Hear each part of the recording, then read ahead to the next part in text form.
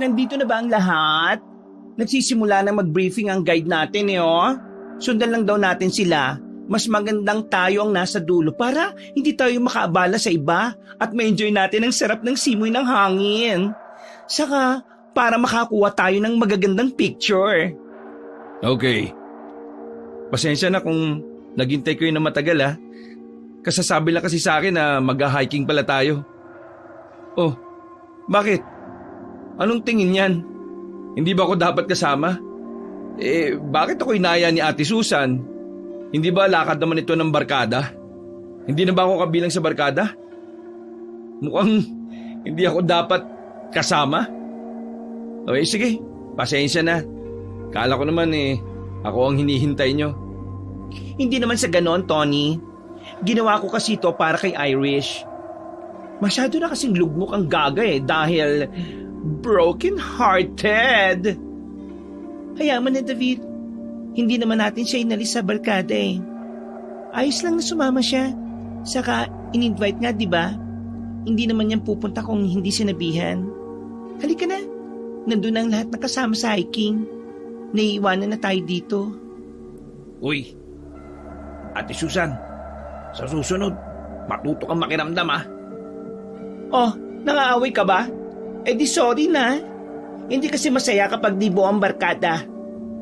Tama naman si Tony Kasama pa rin siya sa barkada. Kung masyado kayong maramdamin, hindi na namin kasalanan yon. Napabuntong hininga na lamang si Irish nang makitang nagbubulungan ng dalawa. Pagkatapos ay hinila niya si Arthur para pigilan itong sumagot pa kay Susan. Kakasimula pa lamang nilang maglakad nang biglang magsalita ulit si Tony. Napahinto sila at napalingon sa kanya. Kailangan muna natin magsagawa ng pag-aalay. Mas maganda kung tubig o kahit anong likido na pwedeng idilig sa lupa. Kung pagkain kasi, magiging kalat lang. Sandali. Mag-aano muna ako. Naglabasan ako ng libido. Hoy! Bastos! Pero type! Sige na, simula mo na, dali! Sabi kasi ni Tony, kahit anong klaseng likido Pero ikaw naman, David, gustong-gusto mo naman. Sa susunod, Arthur, linisin mo yung utak mo Masyado kang marami. Para saan ba ang pag-aalay na yan? Sisipsipin lang naman yan ng lupa. Sasayangin lang natin ang mga inumin. Mas kailangan natin yan paakyat. Lumang paniniwala na yan, no? Dami-daming umaakyat Di naman nag-aalay. O tara na. Isa yun sa mga paniniwala ng ilang mga hiker para makaiwas sa disgrasya. Lalo na yung mga taong kabisado na ang bundok. Bundok ang laon kaya itong aakyatin natin. Sundin na lang natin ang matapos na. Malayo ng iba Madaming sinasabi ang guide na paalala. Tapos malayo na sila sa atin. Hindi na natin naririnig ang sinasabi nila Baka yun pa yung ikapahamak natin. Ay nako, bahala kayo. Mauna na ako. At ayokong malayo sa maraming tao. Hoy, tayo na bakla. Irish, halika na. Huwag na nating sayangin ang inumin natin. Hindi naman ginawa ng ibang sinasabi ni Tony na paniniwala Pasensya na Tony Mukhang hindi na uso yung mga ganyang paniniwala sa ngayon. O sige, susundan ko na sila. Sige, sumunod ka na sa kanila, Irish. Kailangan mo nang makakapitan. Mahina pa naman ang tuhod mo. Mahina naman pala ang tuhod. Pumayag pang sumama sa ganitong lakad. Ay nako, ewan ko sa inyong dalawa. Nagpaiwan sina Tony at Arthur para magsagawa ng pag-aalay. May dalang bote ng alak si Tony na nakalagay sa dala niyang bag. Kinuha niya yon at binuksan saka idinilig sa lupa ang laman. Alak? Bakit naman alak ang itinapon mo, pre? Sayang naman. Dapat di mo inubos. Tinunggasan na natin habang umaakyat sa bundok. Nang malaman ko na dito tayo pupunta, sinadya ko magdala ng alak. Mas maganda kasing alay yun sa mga bantay ng lugar. Kapag nalanghap nila ang amoy, nakakalma sila. Akala ko malalasing. O di bali na, tara na. Yan lang naman, di ba? Sumunod na tayo sa kanila. Medyo nakakalayo na sila Oo, pwede na yan. O tara na, sumunod na tayo. Nagmamadali sila sa paghabol sa mga kasama. Nang maabutan ng mga ito ay tahimik silang naglalakad para damhin ang paligid. Napansin ni Tony na karga ni Irish ang alaga nitong aso at parang bata itong kinausap. Grabe, parang ang lakas ng hangin. Normal ba ito? Parang may masamang panahon na paparating ah. Nakakatakot nga eh. Ganito ba talaga kapag umakyat ng bundok? Parang tatangin ako ng hangin. Sa tingin ko naman normal lang ito. Dahil tumataas na tayo. Baka masyado lang kayong nagpapadala dahil sa sinabi ni Tony kanina. Kasi itong unang beses niyong umakyat ng bundok. Kapag mataas talaga ang lugar, malakas din ang hangin pero ang hangin ngayon parang iba nga. Kung iba na ang pakiramdam natin, edi bumalik na lang tayo habang malapit pa. Pwede ba tayong bumalik? Ay sos! Nakahanap pa nga ng dahilan para huwag makasama ng matagalang ex. Ano bang sinasabi mo, David? Nag-aalala lang ako na baka sumama ang panahon. Ikaw, Ate Susan, anong tingin mo? Kailangan na ba talaga natin bumalik? Nakakatakot kasi lakas ng hangin oh. Alam nyo, kung ano-anong pinag-uusapan ninyo. Sinabi na ni Tony na natural lang ito kasi nasa mataas nga tayong lugar. Kung ayaw nyo sa hangin, edi magkulong na lang kayo sa bahay ninyo. Nag-aya pa kayong mag-hike tapos simpleng hangin lang eh. Gusto nyo nang umuwi kagad? Wala nga sinasabi ang guide natin na sumasama ang panahon. Tuloy-tuloy lang silang naglalakad Tapos kayo natatakot?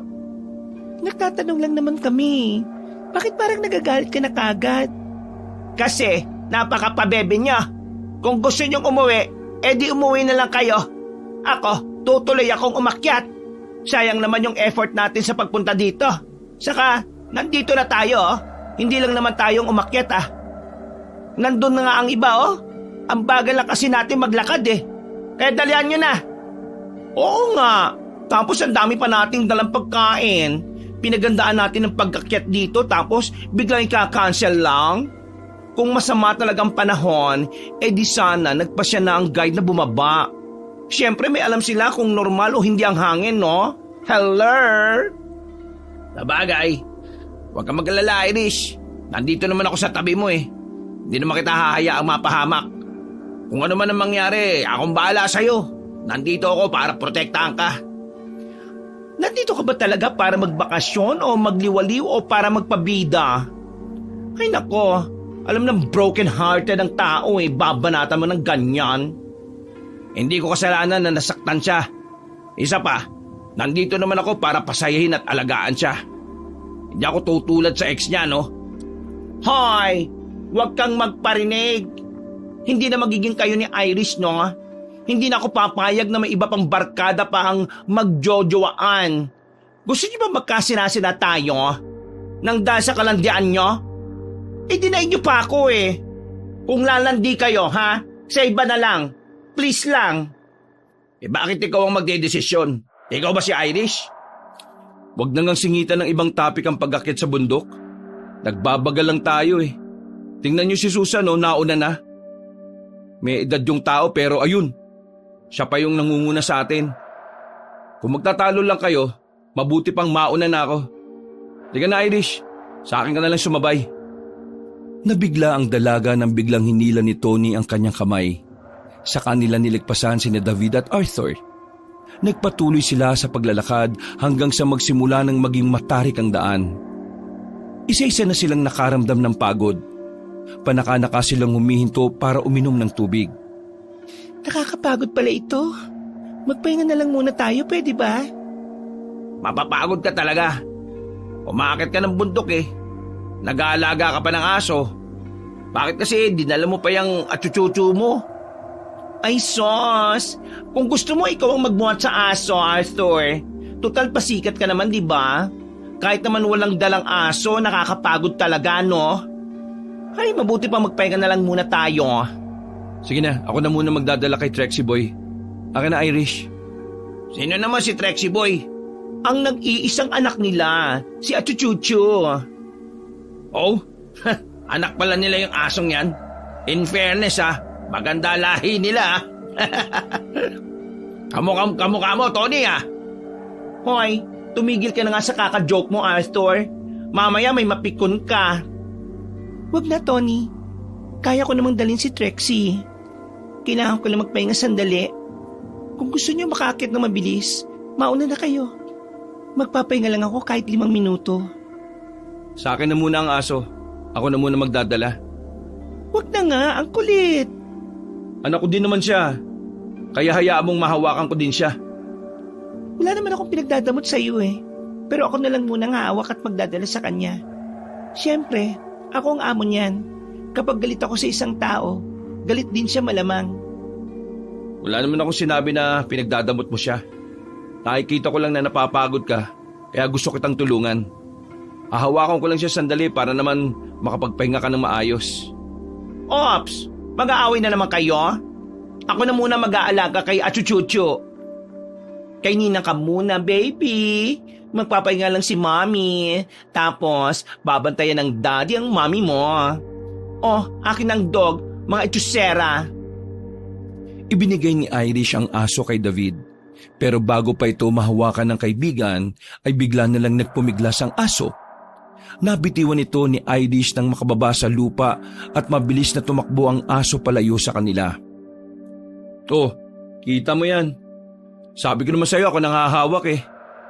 Nagtatatakbo tuloy siya. Ayaw niya kasing may humahawak sa kanyang iba eh. Tapos ibibigay mo pa kay David. Eh hindi nga sila magkasundo. Sige na, manisi ka pa. Diyan ka naman magaling eh. Mas maganda siguro kung habulin na lang kaya natin. O sandali, sasama ako. Wag na Arthur. Walang kinikilala ang aso na yon, kundi kaming dalawa lang ni Irish. Magbantay ka na lang dito at maghintay. Baka may bumalik na guide, tsak na iisipin nilang naligaw na tayo. Sumama naman si David sa paghabol sa aso. Tinatawag pa nila ang pangalan nito habang hinahanap. Sobrang nag-aalala na si Irish sa kanyang alaga dahil baka naman saan ito sumuot. Dahil nauuna na si Tony sa paglalakad, siya ang tagahawi ng mga damo para may madaanan sila. Maya-maya ay natulala si David at saka may itinuro sa bandang unahan.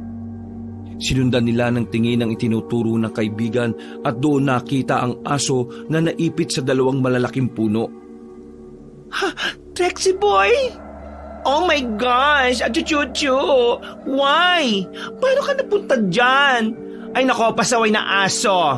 Bad dog! Trixie, huwag kang aalis. Pupunta ka na ni Mami. Wag na Irish. Ako nang pupunta para makuha siya. Kaya ko naman eh. Ay naku naman, ang tigas naman ng ulo mo eh. Sumunod ka sa akin kahit ngayon lang, pwede? Manahimik ka dyan at ako nang kukuha kay Trixie. Pigilo mo siya, David ah. Okay.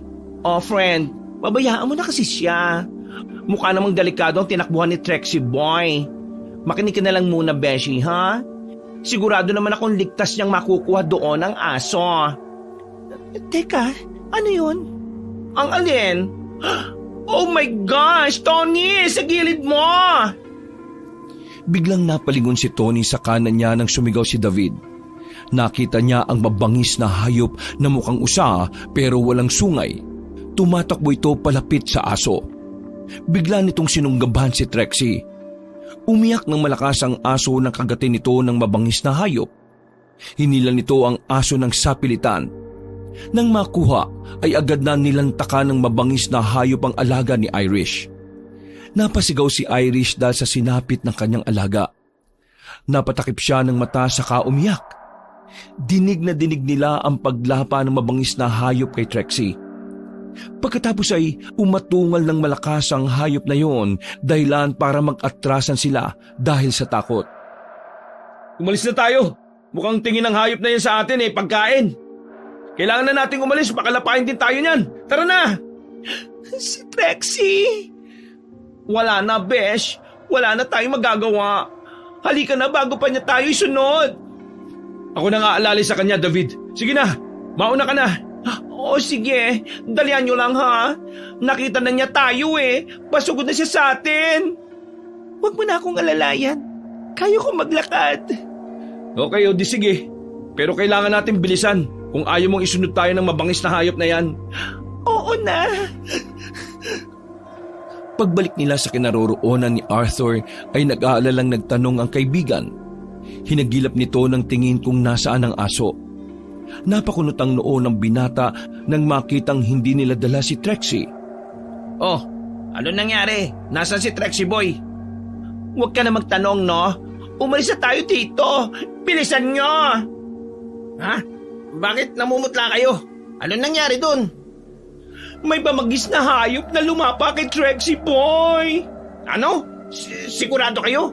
Abay, umalis na tayo dito. Baka mamaya nasundan kayo. Uminom ka muna ng tubig, Irish. Guys, pwede bang kayo na lang ang tumuloy? Iuwi ko na lang muna to si Irish para makapagpahinga. Mukhang hindi na niya kayang umakyat eh. Ayos lang naman. Sasama na lang din ako pababa. Ayoko na rin tumuloy. Ate Susan, bakit bumalik ka? Nag-alala ko sa inyo. Ang tagal nyo kasi. Ano ba nangyari? Balak na namin bumalik. Ikaw, Ate Susan. Kasi kung hindi natutuloy ang iba, mas maganda siguro umuwi na lang talaga tayo.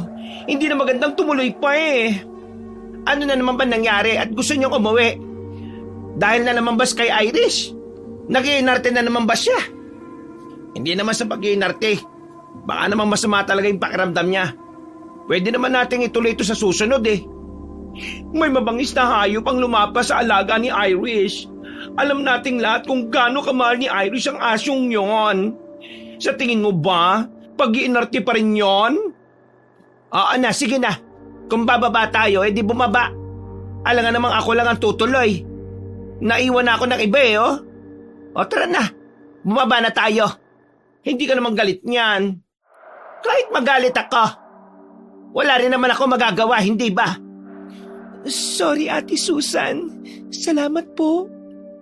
Sama-sama na rin silang bumaba ng bundok. Habang naglalakad sila, mas naging masukal ang kanilang dinaraanan. Kaya nagtaka ang lahat kung yun ba talaga ang tamang daan pababa ng bundok. Ang taas na ng damo dito. Tama pa ba yung dinaraanan natin? Oo nga. Pababa na ba ito ng bundok o palayo?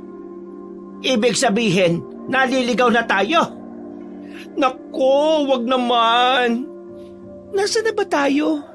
Mukhang mas malayo pa yung nilakad natin pababa kaysa sa nilakad natin kanina paakyat. Mas nakakapagod ito. Bakit kasi lumiko tayo kanina eh? Di ba wala naman tayong nilikuan nung paakyat? Tinumbok lang natin ang daan. Tara, maglakad lang tayo. Makakabalik din tayo sa pinanggalingan natin. Kayo ang may gustong umuwi eh. Tapos, puro naman kayo reklamo. Wala na ba kayong ibang gagawin kung hindi ang magreklamo? Kapag may nakita kayong sanga sa lupa o kaya ay kahoy, ulutin ninyo para may panghawi kayo sa nilalakaran nyo. Baka mamaya ay may matapakan kayong ahas. Ikaw, Arthur, mauna ka na maglakad para kung may ahas ikaw ang unang tuklawin. Duwag ka talaga. Huwag akong ipahamak mo, no? Ikaw na lang mauna. Sige, para wala nang away, ako na lang ang mauna. Ako na, Irish. Dito ka lang sa likod ko at huwag kang lalayo. Diyos ko, ano bang barkadahan tong nasamahan ko? Sige na, ako na mauna. Kayong nasa likod ko. Sa gitna ako. Ay nako, duwag. Inaamin kong duwag ako, ano? Sa gusto kong maging ligtas eh. Hindi ka duwag, di ba, Arthur? Di, diyan ka sa huli. Para kapag may dumating na mabangis na hayop, ikaw ang unang hahaplutin. Sus, ginawa mo pa akong pain.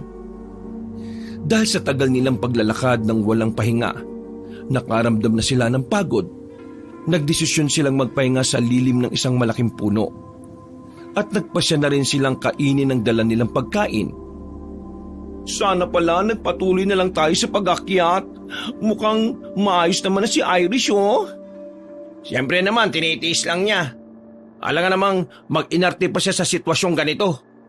Alam mo naman na matiisin niyang babaeng yan eh. Tapos, dadagdagan pa ang pagkawala niya ng aso niya. Hindi madali yun. Huwag na natin pag-usapan yan. Bilisan na lang natin sa pagkain. Bago magdilim dapat makababa na tayo. Mahirap kung nasa bundok pa rin tayo kapag gumabi na. O paano? Maiwan ko muna kayo. Magtitingin-tingin lang ako sa paligid. Ha? Bakit? Kabisado mo ba ang lugar na ito para lumayo ka? Baka mamaya ikaw naman ang problemahin namin. Mismo! Ngayon lang ako napunta rito. Pero hindi naman ako maligawin eh. Saka hindi ako lalayo. Sisipatin ko lang yung unahan para malaman ko kung kailangan ba natin magpatuloy sa paglalakad o hihinto na lang muna tayo dito. Kesa naman abutan tayo ng dilim sa daan. O sige, bahala ka. Matanda ka na naman eh. O bakit, Beshi? Nag-aalala ka ba kay Tony? Oo nga, parang mahal mo pa siya. Hay, mga chismoso. Kumain na lang kayo ng tahimik. Puro kayo daldal. Hindi ba kayo napapagod? Tayo na nga lang inaalala ng tao tapos kinakantsawan nyo pa. Ilang minuto rin ang lumipas nang umalis si Tony. Nang bumalik siya ay muli niyang kinausap ang mga kaibigan. Magandang balita ang sinabi niya kaya sumigla ang mga kasama. Mukhang kaunti na lang mararating na natin ang ibaba. Yun nga lang, may madadaanan tayong sapa dyan sa malapit. Mukhang naligaw nga tayo kasi wala naman tayong dinaan ng sapa nung umakyat Hindi ko alam kung malakas ba ang agos. Pero mas magandang puntahan na natin para makita kung makakatawid tayo. Paano mo nalaman na malapit na tayong makababa? Nung inakyat ko yung isang puno, natanong ko yung pinanggalingan natin. Parang malapit na. Ganon? May saunggoy ka pala? O di, kung tapos na kayong kumain, magsimula na tayong maglakad ulit. Hindi, magpahinga ka muna. Masamang maglakad ng busog baka sumakit mamaya dyan yung tiyan mo. Hindi, kaya ko na ito. Hindi ko na kailangan magpahinga pa. Sapat na ang pahinga habang kumakain. Magdidilim na Baka abutan pa tayo ng gabi dito. Oo, tama. Magsimula na tayo maglakad, guys. Nagsimula na silang maglakad. Nang makarating sila sa sapa, nakita nilang malakas ang agos ng tubig at hindi kayang tawirin. Binaybay na lang nila ang gilid ng sapa at umaasang makakadaan sila sa ibang bahagi nito. Pero dumilim na ang paligid at wala pa rin silang madadaanan. Tingnan nyo yun Mukhang may ibang tao din na naglalakad dito. May dala silang sulo. Sira ulo. Sinong gagamit pa ng sulo ngayon kung uso ng flashlight? Makabagong panahon na ngayon Tingnan nyo. Kung hindi yan sulo, anong tawag sa bilog na apoy na yan? Mukhang wala namang taong humahawak sa sulo Saka kung sulo yan, bakit nakalutang sa hangin? Huwag kayong gumawa ng ingay. Sa tingin ko, isa yung santel mo. Ha? Ano naman bang santel mo sinasabi mo? Bilog na apoy ang santel mo na lumulutang sa hangin. Ayon sa matatanda, ay kaluluwa raw ito ng mga taong hindi tanggap ang kanilang pagkamatay. Maaaring may binabantayan sila o merong kumukontrol sa kanila. Anong binabantayan nila? Pwedeng kayamanan. Ayon sa mga sabi-sabi, may paniniwala na ang San Telmo ay parang tagabantay ng isang nakatagong kayamanan. Pero kailangan mag-ingat dahil may mga naniniwala na nanliligaw ito ng tao at dinadala sa mga mapanganib na lugar tulad ng bangin o kaya ay kumunoy. Sabi pa ng mga matatanda, huwag daw itong sundan dahil pwede kang mawala at hindi na makabalik. Paano mo naman naalaman ng mga yan?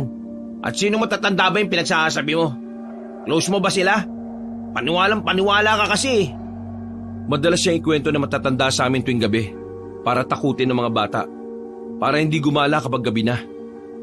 Sos, panakot lang pala sa mga bata yan Sabi mo kanina, kailangan tumahimik tayo. Bakit? May iba kasing nagsasabi na nangahabol daw ng tao ang San Telmo. At kapag naabutan, ay tsak na tutupukin ka nun. Totoo? Sira ulo kayo. Kung bawal mag-ingay kapag may San Telmo, bakit nagkukwentuhan kayo ng malakas? Maglakad na tayo ng tahimik. Sa ngayon, walang masama kung susunod tayo sa pamahiin o paniniwala ni Tony. Kaysa mapahamak tayo dito sa bundok. Kaya nga, bigla kong naalala na may sinabi si Tony tungkol sa pag-aalay para makaiwas sa kapahamakan. Baka kaya tayo naligaw ngayon dahil hindi tayo nakinig kay Tony. Kaya ngayon, kailangan na natin makinig sa kanya. Tama. Gustong-gusto ko nang umuwi Pagod na ang isip ko. Masakit na din ang mga binti ko at paa ko. Nagpatuloy sila sa paglalakad nang makitang lumagpas na ang San Telmo sa kanilang kinaroroonan. Pinilit nilang huwag gumawa ng ingay dahil iniisip na baka balikan sila ng San Telmo at tupukin.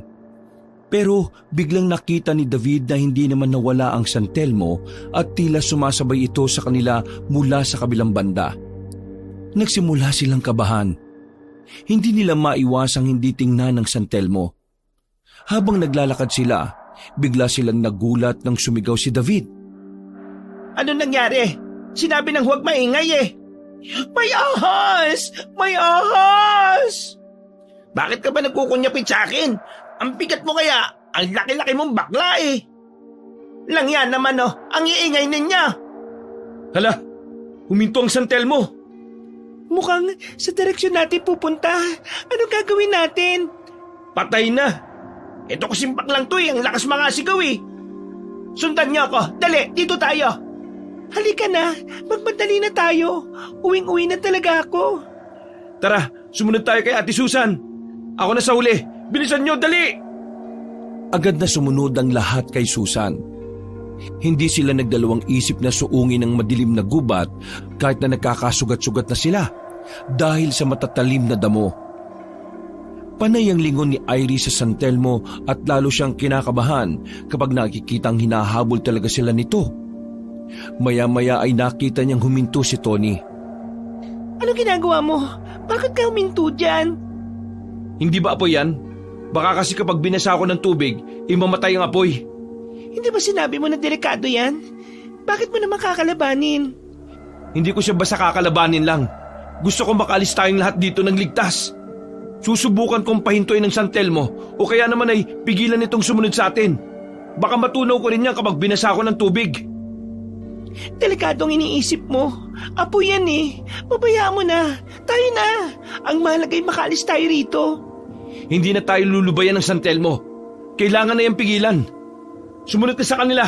Haharapin ko ito. Sira ulo ka ba? Wala ka namang alam sa ganyan eh. Kung hindi ako magsasakripisyo, baka walang makauwi sa atin ng buhay. Hindi ako papayag. Halika na, tumakbo na tayo ng sabay. Hindi na. Malapit ang San Telmo sa atin oh. Umalis ka na. Kung hindi ko mapula ang apoy na yan, sisiguraduhin ko makakatakbo kayo ng mas malayo sa akin. Pero tumakbo ka na. Bilisan mo. Sige na Iris, takbo. Dahil sa sigawan nila, lalong bumilis ang paglapit ng San Telmo sa kanila. Dahil sa takot ay napatakbo na si Iris sa mga kasamahan, habang si Tony naman ay lumusong sa ilog at inabangan ang San Telmo. Nang ilang dipa na lang ang agwat nito sa binata, ay pinagsasabuyan nito ng tubig ang bolang apoy gamit ang kanyang kamay. Pero kahit anong dami ng tubig na isinasaboy ni Tony ay hindi man lang nababawasan ang apoy ng San Telmo. Parang nagalit pa ito dahil bigla na lang lumagablab saka lumipad ng mabilis palapit sa binata. Sa takot ni Tony ay napalublob siya sa tubig. Bigla namang sumigaw ng malakas si Irish dahil nag-aalala sa binata. Sa kanya nabaling ang atensyon ng San Telmo. Nangahabulin ng bolang apoy ang magkakaibigan, umahon uli sa tubig si Tony at sinabuyan ng apoy ng tubig para siya ang sugurin nito. Napapikit na lang ang binata nang bigla siyang salpukin ng San Telmo. Inihanda na niya ang pagkasunog ng katawan pero ilang segundo na ang nakalipas ay wala siyang naramdamang sakit. Napadilat siya nang marinig na naglalapitan na sa kanya ang mga kaibigan. Tony! Anong nangyari? Ayos ka lang ba, Tony? Umikot ka nga. Hindi ka ba nasunog? Isa talagang himala. Buhay ka nga at walang bakas ng sunog. Anong nangyari? Ang akala ko'y matutupo ka na ng San Telmo na yan eh. Bakit walang nangyari sa iyo? Oo nga. Saka, ano yung liwanag na nakita namin sa iyo kanina? Ha? Anong liwanag? Kitang-kita namin nung sinalpo ka ng San Telmo. Bigla ka na lang nagliwanag eh. Tapos, parang hinigop ng katawan mo yung San Telmo. Tingnan mo, anong meron sa braso mo? Bakit may kulay na asul na mga bato yung bracelet mo? Hindi kulay itim lahat yan. Kulay blue ng isa oh. Hindi ba sabi mo, gawa yan ng lolo mo? May hiwaga ba ang bracelet na yan? Grabe yung kaba ko dun. Akala ko katapusan ko na yun eh. Sira ulo ka kasi. Mas gusto mo pang tupukin ng San Telmo kaysa tumakbo. Sabi-sabi lang naman yon, di ba? Hindi naman totoo nakakatupok. Wala namang nangyari sa kanya eh. Ibig sabihin, hindi totoo yon. Totoo ho yun. Sadyang hindi ko lang alam kung bakit nawala yung San Telmo at hindi ako tinupok. Pero kitang-kita na nagliwanag ka kanina eh. Nagmumulang liwanag sa bracelet mo. Palagay ko, iniligtas ka ng bracelet mo. Mali. Bracelet lang yan. Baka kamo iniligtas siya ng multo ng lolo niya. Multo? Tumigil na nga kayo. Nananakot pa kayo eh. Nasa bundok tayo at gabi na. Huwag nang magtakutan, no? Sobrang dilim na. Kailangan na natin makaalis dito. Baka mamaya ay may mga San Telmo pa ulit, sugurin ulit tayo. Tama. Kailangan natin makalayo dito at makahanap ng ibang lugar na pagpapalipasan ng gabi. Hindi na din natin mahahanap ang daan ng ganitong oras. Mas magandang umanap na lang tayo ng patag na lugar na maaari nating pagpahingahan. Sobrang sakit na din ang pako eh. Dahil sa paglalakad natin. O sige, pero bago yan eh, baka naman may tubig pa kayo. Painom naman ako. Nauhaw ako dun eh. Hindi ka ba nakainom ng tubig sa ilog? Basang-basa ang katawan mo eh. Kulang pa ang tubig na yon? Heto, uminom ka muna. Wow! Bakit parang nakakamoy ako ng balikan? Ibabalik na ba ang tamis ng pag-ibig? Nakto, masasaktan ka lang uli. Mga siraulo. Sadya nag-aalala lang ako sa kanya kanina. Siguradong nag-alala din naman kayo, di ba? Pinili niyang ibuwis ang buhay niya, mailigtas lang tayo. Nakita namin yon, pero hindi kami ganyan sa'yo. Yang pagiging mahina mo ang dahilan kung bakit siya napunta sa ganoong sitwasyon eh. Kung mabilis ka lang tumakbo, baka hindi niya piniling salubungin ang lintik na San Telmo na yon. Bakit parang kasalanan ko pa? Hindi naman ako nagturo ng daan na to ah. Itong daan na pinili mo eh, parang mas mabilis puntahan ng San Telmo. Ganon. Ngayon kasalanan ko pa. Di sana, hindi kayo sumunod sa akin. Ako na nga nagmalasakit eh, parang ako pa nasisisi. Oo, tama na. Baka mamaya ay mag-away pa kayo dyan. Walang dapat sisihin. Pare-pareho tayong nasa ganitong sitwasyon. Hindi solusyon ang magsisihan. Naiintindihan naman namin ang mga dahilan ninyo eh, kaya pwede ba? Tama na. Tayo na, maghanap na tayo ng pwede nating matulugan. Sana kasi nagpatuloy na lang tayo sa pag-akyat eh. Doon, may mga kasama tayong guide. Hindi tayo mapapahamak, hindi tayo maliligaw. Wala na nga daw sisihan eh. Siraulo ko talagang bakla ka, no? Bakit ba? May sinisisi ba ako? Wala naman, di ba?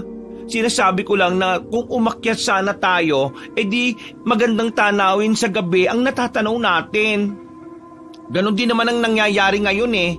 Naglalakad pa rin tayo. At hindi pa rin nakakarating sa ibaba ng bundok. Ay nako, magpapalipas pa rin tayo ng gabi dito sa itaas ng bundok. Sa parting may mga San Telmo. OMG! Sana talaga wala nang dumating na bolang apoy na yon. Wala nang darating na ganon kung hindi na tayo mag-iingay. O sige na, tama na yan. Wala nang saysay para magganyanan pa. Bakit na tayo? Matapos ang ilang minutong paglalakad, nakahanap din sila ng patag na lugar.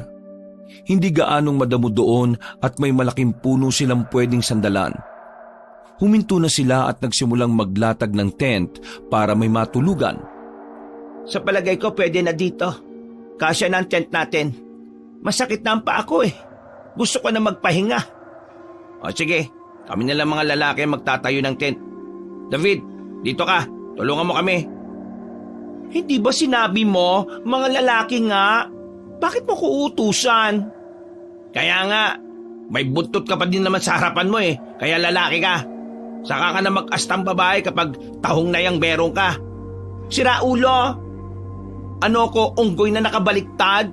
Buntot ay nasa harapan? Kung gusto mo ng tulong, magsabi ka ng maayos, no? Hindi yung iniirita mo pa ako, visit ka? Oo, tama na yan. Nag-aasaran na naman kayo eh. Kung gusto mong tumulong, tumulong ka. Kung ayaw mo, edi wag. Kaya naman naming gawin to eh. Nang matapos silang magtayo ng tent, sama-sama na silang natulog doon dahil malaki rin naman kahit papaano. Gabi na at hindi na sila bumuo ng iba pang tent. Pinagkasya na lang nila ang kanilang sarili sa tent na dala ni Tony. Tayo ay magpahinga na at bukas mahaba-haba pa yung lalakarin natin. Paano mo nalaman na mahaba pang lalakarin natin na Bear? Ay nako, matutulog na lang, nag-aasaran pa. Baka kayo magkatuluyan yan ha. Yak! Si Iris ang gusto ko, no? Kailan mo ba ako papayagang ligawan ka ha, Iris? Sira ulo, matulog na tayo. Antok na rin ako eh. Ikaw David, ikaw ang magbantay sa amin ha. Baka naman tulog mantika ka. Ako na lang bahala magbantay. Magpahinga na kayo. Huwag na masyadong isipin yung nangyari kanina ha. Mabilis silang nakatulog dahil sa sobrang pagod. Hindi malaman ni Iris kung anong oras na.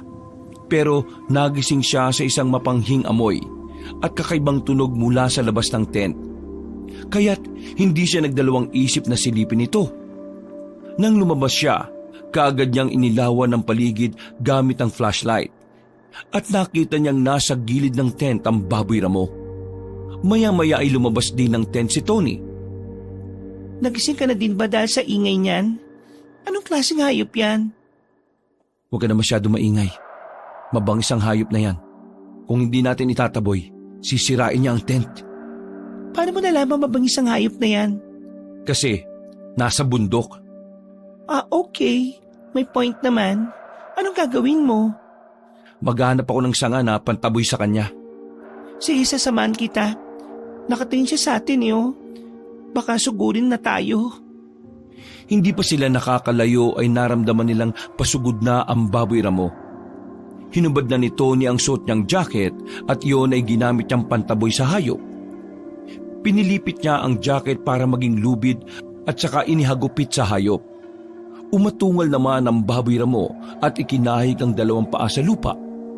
Maya-maya ay sinugod uli sila ng mabangis na hayop. Dahil sa ginagawang pagtaboy ni Tony sa hayop ay lalong naging agresibo ito. Galit na galit itong umatake. Sinalubong naman ni Tony ng malakas na sipa ang baboy ramo. Pero dahil matigas ang katawan ng baboy, para lang siyang sumipa sa sementadong pader. Muli siyang sinugod ng hayop kaya umiwas na ang binata. Alam niyang hindi na siya titigilan ng mabangis na hayop. Tumakbo siya at nang makakita ng putol na sanga ng lupa, ay kaagad niya itong dinampot at inihampas sa galit na baboy ramo. Bahagyang umatras ang hayop kaya nagkaroon ng pagkakataon ng binata na hampasin pa ito ng paulit-ulit. Pinuntirian niya ang ulo ng hayop kaya napatras na ito. Maya-maya ay bigla na lang tumakbong palayo ang baboy ramo kaya nakahinga siya ng maluwag. Tony, ayos ka lang ba? Nakagat ka ba niya? Hindi. Pero bakit may dugo ang braso mo? Ang dami ding dugo ng damit mo. Ha? Baka dugo yan ng baboy ramo. Ibig sabihin, napuruan ko ang ulo niya. Nakita ko nga.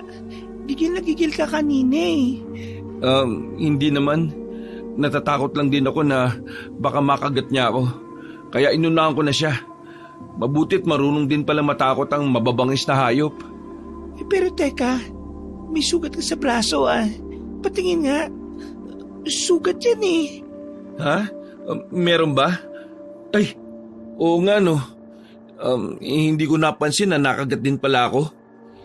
Tingnan mo, mukhang natanggalan ng isang bato ang bracelet mo. Hala, oo nga. Kailangan ko yung mahanap. Sandali, tatalian ko muna yung sugat mo para maampat ang pagdurugo. Saka natin hanapin ang isang bato ng bracelet mo. Wag na. Ayos naman ako Hahanapin ko ng bato. Akin na. Gagamutin na nga Napaka-arte. Bakit ka nagagalit? Ang arte mo kasi. Ano bang meron sa bracelet na yon? Parang ang weird kasi. Hindi ko alam Wala naman sinabi si Lolo tungkol sa bracelet. Basta binigay niya lang. Naalala ba nung hinabol tayo ng San Telmo? Mukhang hinigop ng itim mong bracelet kaya nagbago ang kulay. Naging asul na yan Ngayon naman ay hinahabol ka na mabangis na hayop at nabawasan ng isang bato ang bracelet mo. Hindi kaya gusto ng hayop na yun na makuha ang bracelet? Ha? Bakit niya kukunin? Hayop lang naman yun. Kung nakagat man niya ang bato, hindi naman niya siguro pag-iinteresan yun. Hindi naman nag-iisip na parang tao ang hayop, di ba? Mali ko. Naisip ko lang naman. Talagang mga babae, oh. Ang weird nyo talaga mag-isip. Lagi na lang kayong may konklusyon agad eh. Aray! Akala ko ba tatalian mo lang yung sugat ko? Bakit nananakit ka na? Gusto ko lang. Ay nako, huwag mo nang higpitan. Masakit kaya. Pero, alam mo, na-miss ko yan ha. Aray! Nanakit ka na naman eh. Tama na nga. Kaya na nga itong braso ko, baka mamaya pilaya mo pa. Hindi ko yung pipilayan, no? Puputulin, pwede pa. Hala? Isipin mong mabuti kung may nabili ng lolo mo sa'yo tungkol sa bracelet mo. Kasi kanina, habang nagpapantok ako, may naisip ako eh. Ang nangyari sa atin ngayong maghapon ay mukhang planado. Hindi ko alam kung sinong may gawa at ano ang dahilan. Akala ko, ako lang nag-iisip niyan eh. Hindi na kasi normal ang nangyayari sa atin, di ba? Pagkawala ni Trexie Boy, ang paghabol ng San Telmo, tapos ngayon, ang pagsugod ng baboy ramo. Hindi na ito basta nagkataon lang. Napatigil ang dalawa sa seryosong pag-uusap nang marinig ang sigaw ni Arthur. Tinatawag sila nito kaya agad naman nilang nilingon. Kasunod ni Arthur si David na pupungas-pungas pa. Nandito kami! Dito kayo pumunta! Oh, anong nangyari? Nag-date ba kayo dito habang tulog kami? Sira ulo, hindi no? Ano yan? Bakit siya may benda sa braso? Sinalakay tayo ng baboy ramo. Totoo ba? Hindi nga. Ano? Nasaan ang baboy ramo? Tumakas na. Tumakas? Ang galing nyo? Napatras nyo? Nasaktan ka ba, Irish? Hindi siya ang lumaban. Ako nasaktan dito. May kagat pa nga ako sa braso ko, oh. Tapos si Irish ang inaalala mo. Okay lang yan. Malayo sa bito kaya sugat mo. Saka natalian na naman eh. Tulungan nyo kaming hanapin ng isang bato ng bracelet niya. Baka tumalsik lang sa kung saan. Nakagat kasi ng baboy mo kanina eh. Mahalaga ba yon? Natural. Bigay yun ng lolo niya eh. Kung hindi ba mahanap eh, magbumulto ang lolo niya. E di, wag nating hanapin para malaman natin kung magmumulto nga ba si lolo. Hala, hanapin na natin dali kahit madilim ang gabi. Sandali, kukuha lang ako ng flashlight. Ako rin, sandali lang. Napakaduduwag talaga nila, no? Pagbalik ng dalawa ay tulong-tulong sila sa paghahanap ng bato. Pero dahil sa madilim na paligid ay hindi rin nila nakita. Nagpasya na rin si Tony na itigil na ang paghahanap kaya bumalik na sila sa tent. Habang pabalik na sila sa tent ay nagtatanungan pa ang magkakaibigan. Sa lakas ng atungal ng baboy ramo na yun, hindi mo lang nagising si Ate Susan? Hindi rin naman natin nadinig ah. Nagising lang tayo kasi wala sa higaan tong dalawa. Sa ating lahat, si Ate Susan ang sobrang napagod. Ha? Paanong siya ang mas napagod eh? Pareho lang naman ang nilakad natin sa kanya. Sabihin mo, tulog mantika lang talaga siya. Yan na lang muna natin siya. Magbantay na lang muna tayo hanggang magliwanag. Kasi nawala na ang tuko eh. Nakakatakot nang nangyayari sa atin ha. True lala. Hindi ko akalain na may ganito pa palang nangyayari kapag umakyat tayo ng bundok. Sino makakaisip na may baboy ramo pa pala sa ngayon? Iba talaga ang pakiramdam ko sa nangyayari sa atin eh. Huwag mo na kaming takutin, Tony. Kung ano man ang nangyari, mas maganda siguro magdasal na lang tayo para wala nang sumunod na maganap. Kaya nga, simulan mo ang pagdarasal, Arthur. Mukhang may balat ka sa puwet eh. Sa'yo nagmula ang kamalasang nangyayari sa atin simula kahapon. Oy, David, wag nga ako. Gusto mo lang ipakita ko sa'yo yung puwet ko eh. Bastos ka talaga oh. Oo, wag na mag-asaran pa. Kailangan natin mahanap ang tamang daan at makauwi ng ligtas. Hindi ko nakakayanin pa kung magtatagal pa tayo ng isa pang gabi dito. Palala ang panganib na nag-aabang sa atin eh. At hindi natin masasabi kung kaya ba nating labanan ang kapahamakan pag dumating. Matulog na uli tayo. Matagal pa ang umaga.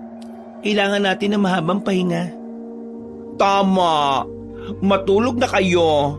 Hindi na muna ako matutulog. Ako na muna magbabantay sa inyo. Mas kailangan nyo ng pahinga eh. Ikaw ang matulog na. Ako na lang muna magbabantay sa inyo. Baka hindi mo kayanin ng mahabang lakaran bukas kapag puyat ka. Minamaliit mo ba ako ha? Kung mag-aasaran lang kayo, mas maigi pang maiwan na kayo dyan. Hindi kami makakapagpahinga kung ganyan kayo eh. Dalawa na kayong bantay. Mag-iingat kayo, baka may asawa pa yung baboyram mo. At kayo naman ang gawing pagkain. Huwag mo akong iiwan sa tarantadong to, Irish! Umaga na at bumangon na sila maliban kay Susan. Mahimbing pa rin itong natutulog kaya binulabog na nila para magising. Ate Susan! Oy, gumising ka na! Kailangan na natin kumain at makapaglakad na ulit pababa. Hoy! Sobrang sarap talaga ang tulog niya. Subukan niyo kayang kalansingin ng mga pinagkainan natin. Ha? O, sige. Baka naman patay na si Susan. Hoy! Gagi ka talaga. Tumabi kayo. Pupulsuhan ko muna.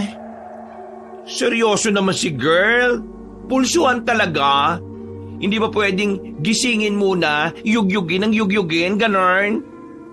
Maibing talagang pagkakatulog niya. Niyugyug na natin eh. Ayaw pa rin magising. Oo nga. Kailangan siguro nating busan ng tubig. Dali na lang natin siya sa sapa at ilublob doon. Baka doon magising siya. Wala naman kasi tayong tubig eh. Ubus na. Seryoso kayo? Oo. Alam nga namang hindi siya gisingin. Baka matuluyan. Pinagtulungan nilang dalhin sa sapa si Susan para ilublob doon. Masyado pang maaga kaya malamig talaga ang tubig.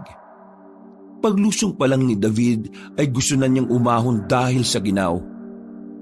Siguro naman, sapat na ang lamig ng tubig para magising si Ate Susan, di ba? Ang lamig eh, parang may yelo. Wow! Ang lamig talaga! Alam nyo, mas maganda kung tulungan nyo na ako dito kay Ate Susan. Ibaba na natin siya sa ilog. Ang tagal niyong abutin eh. Ang bigat pa naman niya. Parang isang kabang bigas. Isusupong kita paggising niya. Aba, ayos. Nangasar ka na rin ha. Kailangan mo lang palang dalhin sa mapanganib na lugar eh. At ilang ulit na iligtas para maalis ang lungkot mo. Sira ulo. Anong sinasabi mo? Parang di mo naman alam na magaling magpanggap yan na di nasasaktan. Tingnan mo mukha niya oh. Takot na takot niyang si Irish. Malamang iniisip niya na baka patay na nga si Ate Susan eh. Kilala ko ng babaeng yan no. Beshi ko yarn eh. Tama na yan. Ilubog na natin sa tubig si Ate Susan. Oh, alalay lang ha. Baka malunod naman yung tao. Kanya-kanya sila ng hawak sa katawan ng babae. Sa kanila dahan-dahan na inilubog sa tubig ang katawan nito, maliban sa ulo. Isang lublob lang ang ginawa nila at agad nilang iniahon sa tubig si Susan. Pagkalapag nila sa matanda sa gilid ng ilog ay bigla na lang nagliyab ang katawan nito. Mabilis silang napalayo dahil sa takot at pagkagulat. Hindi sila makapaniwala sa nangyari. Nanlalaki ang mga mata nila habang nakatingin sa nag-aapoy na katawan ng babae. Oh, anong nangyayari? Bakit nag-aapoy si Ate Susan? Gasolina ba ang tubig sa sapa na yan? Hindi naman amoy gasolina eh. Saka kahit gasolina yon, hindi naman bigla na lang mag-aapoy kung hindi sisindihan. Pusa kaya ulit ng tubig para mawala ang apoy. Eh baka naman sumiklab lalo eh. Hala friends, ano na nangyayari? Malilitsyon si Ate Susan. Anong gagawin natin? Nataranta na sila kaya hindi na nakakapag-isip ng dapat na gawin. Dali-dali na lang hinubad ni Tony ang kanyang t-shirt at saka ginamit na pamatay ng apoy. Ginaya na rin ni Arthur ang ginawa ni Tony. Hanggang sa mapula na nila ang apoy sa katawan ni Susan. Ayan, wala na siyang apoy. Halika, tingnan natin kung magigising na siya. Ay, ano ba yan? Nabasa at nag-apoy na, tulog pa rin. Kayo na lang. Baka mamaya bigla na lang siyang sumiklab ulit at masunog ang maganda kong face lock. Hindi ko kayang magpagawa ng mukha, no? Sira ulo. Si Irish nga na maganda, hindi natakot eh. Ikaw pa kayang walang ganda mo ka. Hoy, bunganga mo Arthur ha. Beauty is in the eye of the beholder. Sa palagay ko may kumukontrol sa katawan ni Ate Susan. Ha? Anong ibig mo sabihin? Kagabi, napaisip ako sa mga sinabi mo. At naalala ko ang mga kwento tungkol sa Diyos ang bantay dito sa bundok Kanlaon. Diyosa? Kung Diyosa siya, hindi siya gagawa ng masama sa mga tao. Hindi. Ang Diyosa na yun ay hindi na Diyosa ngayon. Halimaw na siya. Ayon sa sabi-sabi, isa na siyang aswang. Sa tingin ko may kaugnayan ng San Telmo na yon at pati na sa nag-apoy na katawan ni Ate Susan kanina. Hindi namin maintindihan, Tony. Ano bang ibig mo sabihin? Ang Diyosang silalahon ay Diyosa ng bundok Kanlaon. Pati ang bundok na ito sagana sa lahat ng yaman. Sobrang ganda ni Kanlaon pero nang sinira ng mga tao ang kabundukan na kanyang tinitirhan, nagalit siya. Pinaparusahan niya mga taong sumisira ng bundok. Hindi naman natin sinira ang bundok Wala pa nga tayong ginagawa Wala pa rin ako naiintindihan. Pero tingnan niyo si Ate Susan tumayo na siya. Ay, Ate Susan! Kumusta na ang pakiramdam mo? Sorry na agad kung nilublob ka namin sa ilog Ang himbing kasi ng tulog mo Parang mantika ka na nilagay sa ref. O ano, ayos ka na ba? Nagtaka sila sa ikinikilos ni Susan. Sa halip na magsalita ito, bigla itong sinugod si Arthur. Isang malakas na sipang tinanggap ni Arthur. Kasunod nun, ang mabilis na pag-ikot ni Susan at pagkatapos ay sinipa naman si David. Tumilapon nito at sumadsad sa lupa ang katawan. Kagad namang iniharang ni Tony ang sarili para protektahan si Irish.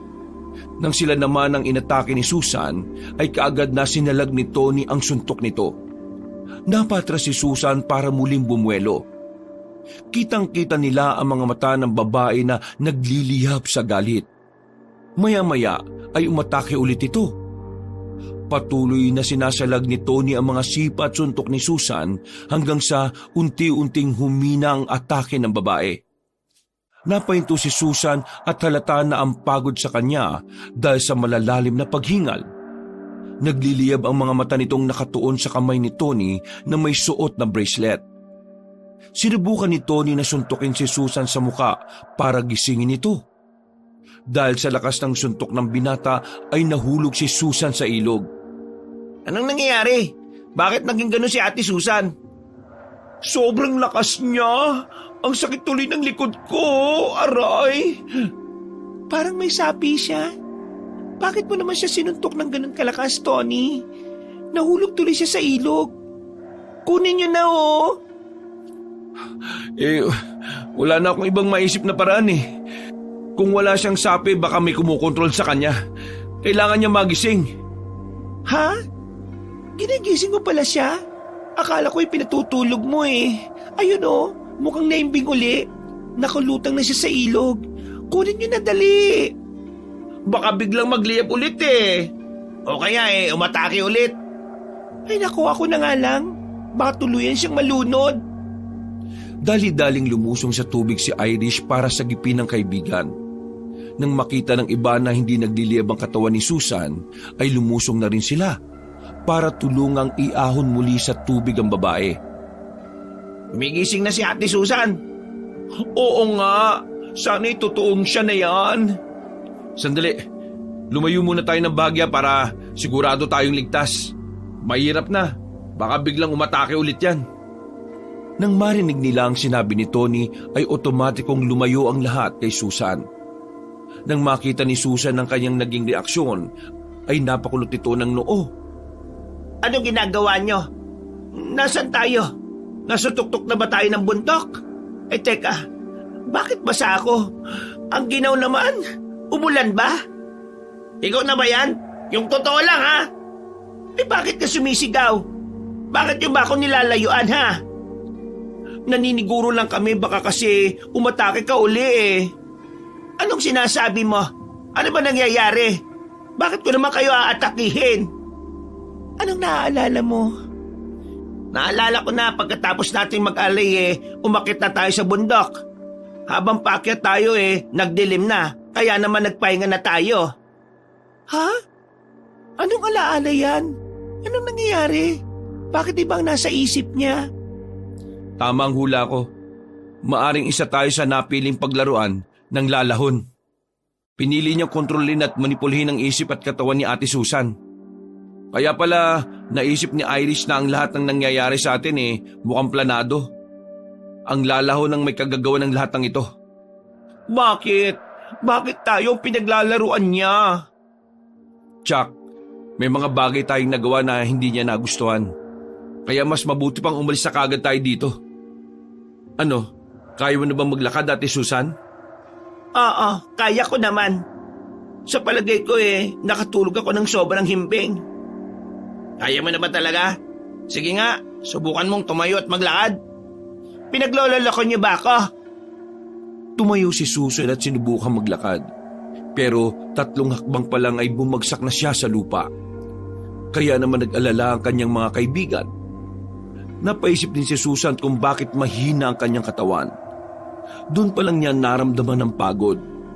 Parang naubos ang kanyang lakas, pero alam niyang natulog lang naman siya.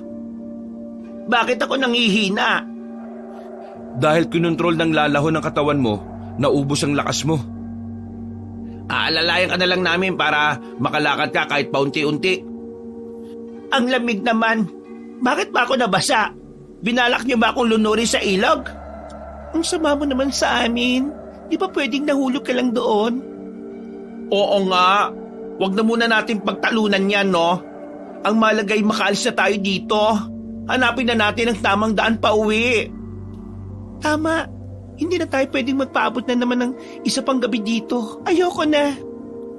Mukhang wala ding maliligaw na tao dito para mahinga natin ng tulong. Anong gagawin natin? Paano natin mahahanap ang tamang daan? Paano kung meron muna sa atin na maghanap ng daan pababa? Paano kung maligaw din at magkawatak-watak tayo?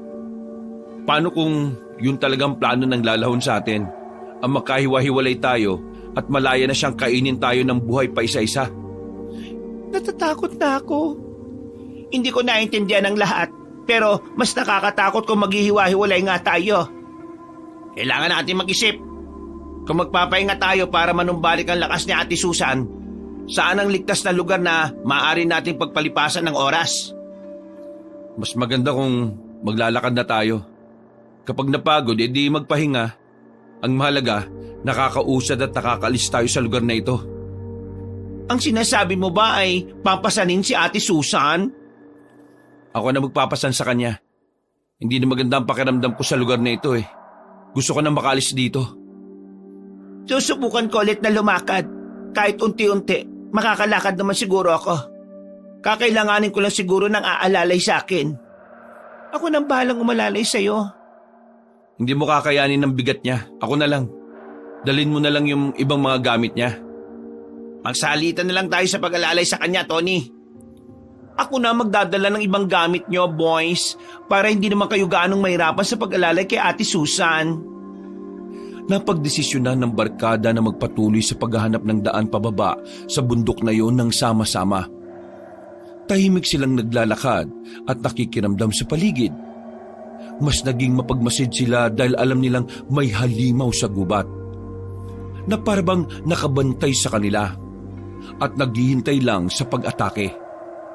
Kabado sila habang naglalakad dahil doon ay lalo silang napapagod. Magpahinga na muna tayo. Parang hindi tayo pababa nito eh. Pataas ang hakbang natin. Di niyo ba napapansin? Paano kung bumalik na lang tayo kung saan tayo lumiko kanina? Ang ibig mo bang sabihin babalikan natin yung lugar kung saan tayo nahirapan? Kung saan iba't ibang kapahamakan ang ating hinarap? Sa tingin ko lang naman, sa kabila no ng tamang daan. Nako, mahirap na yung sumugal no? Paano kung papunta pala tayo sa mas mapanganib na lugar? Paano kung tinutumbok natin yung mismong lugar ng lalahon na yon? Sige, magpahinga na lang muna tayo dito para makapag-iwasan. Iwasan natin ang pag-aaway. Ang alam ko, ayaw ng mga bantay ng bundok ang mga taong may ingay at nag-aaway-away. Lalo ngayon na ang sabi ay mas mabagsik na si Lalahon dahil isa na siyang ganap na aswang. Saka tayo maglakad ulit at maghanap ng daan kapag nakapagpahinga na ang lahat. Kung alam ko lang na ganito ang kakahantungan natin, di sana hindi na lang ako nagplano ng hiking. Nagulat nga kami sa biglaang pag-aya mo Hindi man lang natin ito napag-usapan bago pa magkaroon ng isang linggong bakasyon sa trabaho. Pasensya na kayo kung ang bakasyon nyo nauwi sa ganitong kapamakan. Kasalanan ko yun. Bakit mo naman naisip na kasalanan mo ang lahat? Kasi inisip nyo lang naman na mapasaya ko. Sa totoo lang si Irish ang dahilan kung bakit ko piniling mag-hiking tayo ng makakasama, no? Sobrang stress at depressed na kasi siya Alam niyo naman na wala siyang pamilya dito. Kasalanan ko nga. Kung pinili ko na lang na gumastos ng malaki pa uwi, hindi na sana naawa sa akin si David. Hoy, ano ka ba? Hindi naman awa ang dahilan, no? Nakita ko lang sa online na kapag may pinagdadaanan broken-hearted ang isang tao, mas magandang umakyat ang bundok. Nakakaginhawa daw sa pakiramdam at makakatulong sa pag-move on. Doon kasi, pwede mong isigaw ang lahat ng sakit na nararamdaman mo. Ano ba kasi ang dahilan ng hiwalayan nyo ni Tony? Kasalanan ko lahat. Ako ang dahilan kung bakit mahina siya ngayon. Kung bakit nasasaktan siya.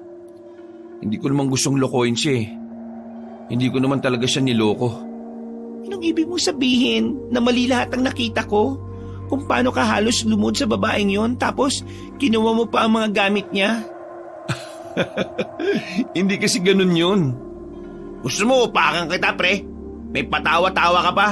Manloloko ka pala May paludot ka pa sa ibang babae, may jowa ka na. Loko ka. Manununtok agad, Arthur? Hayaan mo nga muna siya makapagpaliwanag sa harap ni Irish at sa harap nating lahat. Kasi kung niloko niya talaga si Irish, parang niloko niya na rin tayo. Hinayaan natin ang relasyon nila sa loob ng barkada, hindi para magkasakitan, no? Hindi ko naman kayo niloko lalo na si Irish. Ang babae niyo lang naman ang instructor sa training center. Nagkaroon kasi tayo ng biglaang OT kaya hindi ako nakapunta sa klase niya. Alam niyo naman na ayokong bumagsak sa exam, hindi ba? Kailangan lumod at magmakaawa. Sa totoo lang, yun lang ang naisip kong paraan para hindi bumagsak. Alam niyo naman na ako ang bumubuhay sa pamilya ko, di ba? Wala akong sapat na ipon para makabili ng libro para makahabol. Kaya naman nakikiusap ako na bigyan ako ng pagkakataon na masilip ang sariling libro ng instructor ko. Sa ganon, mapag-aralan ko at di ko na kailangan pang bumili. Nahihiya na ako sa magulang ko Ang tagal kong tambay matapos kong bumagsak sa board exam. Inabot na din sa 30 ang edad ko at hindi malang nagagamit ang pinag-aralan ko. Di ba? Puro kasi kayo panghusga kaagad Alam mo tungkol dito, Ate Susan? Sa totoo lang hindi. Pero nalaman ko lang nang inaya ko siyang sumama sa hiking. Kasi hindi ba, nag-aya kayo ng isa-isa at hindi sa grupo nating lahat? Kaya tinanong ko siya at inalam kong inaya niya. Dahil hindi pala, kaya naisip ko na isama siya.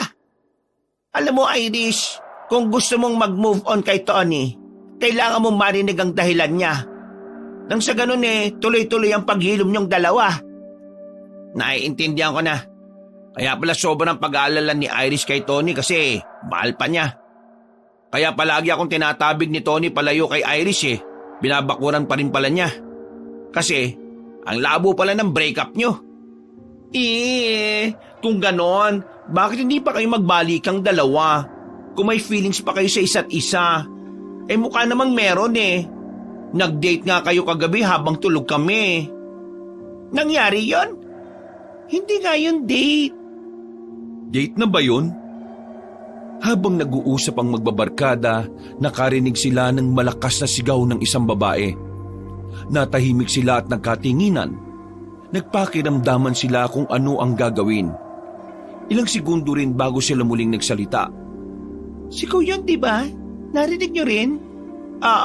Hindi kami bingen na. Ibig sabihin, may iba pang tao na nandito sa lugar natin. Malamang, hindi naman boses ng hayop yung naririnig natin. Dito muna kayo't maghintay. Pupunta ako kung saan galing yung boses na yon. Delikado ko maghihiwa-hiwalay tayo. Tama. Hindi din ako papayag na mag-isa ka lang napupunta doon. Ay, nag-aalala na uli. Wala na tayong oras para dyan, David. Halika na. Alalayan niyo si Ate Susan. Sama-sama tayong tulungan yung babae. Nagmamadaling kumilos sa magkakaibigan. Sinundan nila ang direksyon kung saan nila narinig ang sigaw. Habang papalapit sila ay palakas ng palakas ang sigaw ng babae na parang nahihirapan. Pero nang ilang dipa na lang ang layo nila, bigla na lang nawala ang sigaw na kanilang naririnig. Nang makarating sila sa lugar, wala silang ibang nakitang naroong kundi ang kakaibang nilalang na nag-aapoy ang katawan. Siya ang lalahon, ang aswang na apoy na hugis tao. Aswang? Kakaibang aswang? Akala ko'y Diyosa siya. Aswang na nga siya ngayon kasi nang bibiktima na siya ng tao. Nasaan na yung babaeng sumisigaw? Bakit wala? Mukhang patibong ito ng aswang na yan. Sinadya niya tayong dalhin rito. Umalis na tayo dito, dali! Kumabog na ang dibdib nila sa takot nang makita ang aswang na bantay ng bundok. Nagmamadali silang umalis para makatakas pero bigla na lang nilang narinig ang nakakatakot na boses ng aswang. Galit na galit ito sa kanila. Ginagambala niyo ang pananahimik ng bundok dahil sa inyong pagpapasaway at pag-iingay. Dahil doon ay bibigyan ko kayo ng matinding parusa. Lalo silang nanginig sa takot kaya halos madulas na sila sa pagtakbo. Maya-maya ay nagulat na lang sila nang makitang nasa harapan na nila ang aswang. Lalong lumakas ang nagliliyab na apoy sa katawan nito. Itinaas ng aswang na Diyosa ng bundok ang kanyang kamay at maya-maya ay may namuong bilog na bolang apoy. Inihagis yun ng lalahon sa kanila. Dahil sa pag-aalala ni Tony na baka masaktan ng kanyang mga kaibigan, hinarap niya ang mga apoy na yon. Wala siyang ibang naisip kung hindi ang salubungin ito ng malakas na suntok. Gulat na gulat pa siya nang biglang nabasag ang bolang apoy. Nagkapira-piraso ito hanggang sa namatay. Ang bangis nun, pre, ah. Dali! Takbo na! Sigurado ka bang kaya mo, Tony? Nag-aapoy ang halimaw na yan. Napasabog ko ang apoy niya kanina. Wala naman siguro mawawala kung kalabanin ko siya. Anong wala? Malamang buhay mo ang mawawala. Huwag ka na magpakabayani. Umalis na tayo dito. Oo, tara na. Hindi ka namin iiwan, no? O sige, tara na. Dalian nyo! Nag-iba na sila ng daan para iwasan ang galit na bantay ng bundok. Nauuna sa pagtakbo sina Arthur at David para makatuwang nilang inaalalayan si Susan. Kasunod naman nila si Irish at nasa hulihan si Tony, na panayang lingon sa aswang na nag-aapoy. Kinikilabutan na sila dahil naririnig nila ang malalakas sa pagtawa ng halimaw. Dinumpot ni Tony ang nakitang bato sa kanyang daraanan para gawing armas laban sa aswang. Maya-maya ay naramdaman niyang nasa malapit lang ang lalahon. Nararamdaman niya ang init ng apoy nito. Nang lingunin niya ang aswang, nakita niyang nasa likuran nila ito. Mabagal na lumulutang sa hangin ang katawan nito. Gumagawa na naman ito ng bolang apoy sa magkabilang kamay. Wow! Maglalabas na naman siya ng apoy, oh! Balak talaga tayong litsunin! Tumakbo na lang kayo at maghanap na mapagtataguan. Haharapin ko siya. Kung kanina'y nagawa ko, baka magawa ko ulit. Mag-iingat ka. Oo. Daan, sa malaking puno na yon, may malaking butas sa katawan niya. Baka pwede tayo magtago roon. Baka nga, tara bilis! Habang pinupuntahan ng mga kaibigan ni Tony ang malaking puno, hinarap naman niya ang aswang. Nagulat na lang siya nang maramdamang bahagyang uminit ang kanyang bracelet. Isa sa mga bato nito ay nagliliwanag.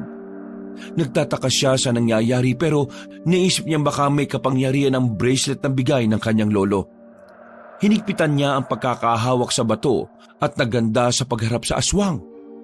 Hindi na siya nagpadala sa nakakatakot nitong tawa.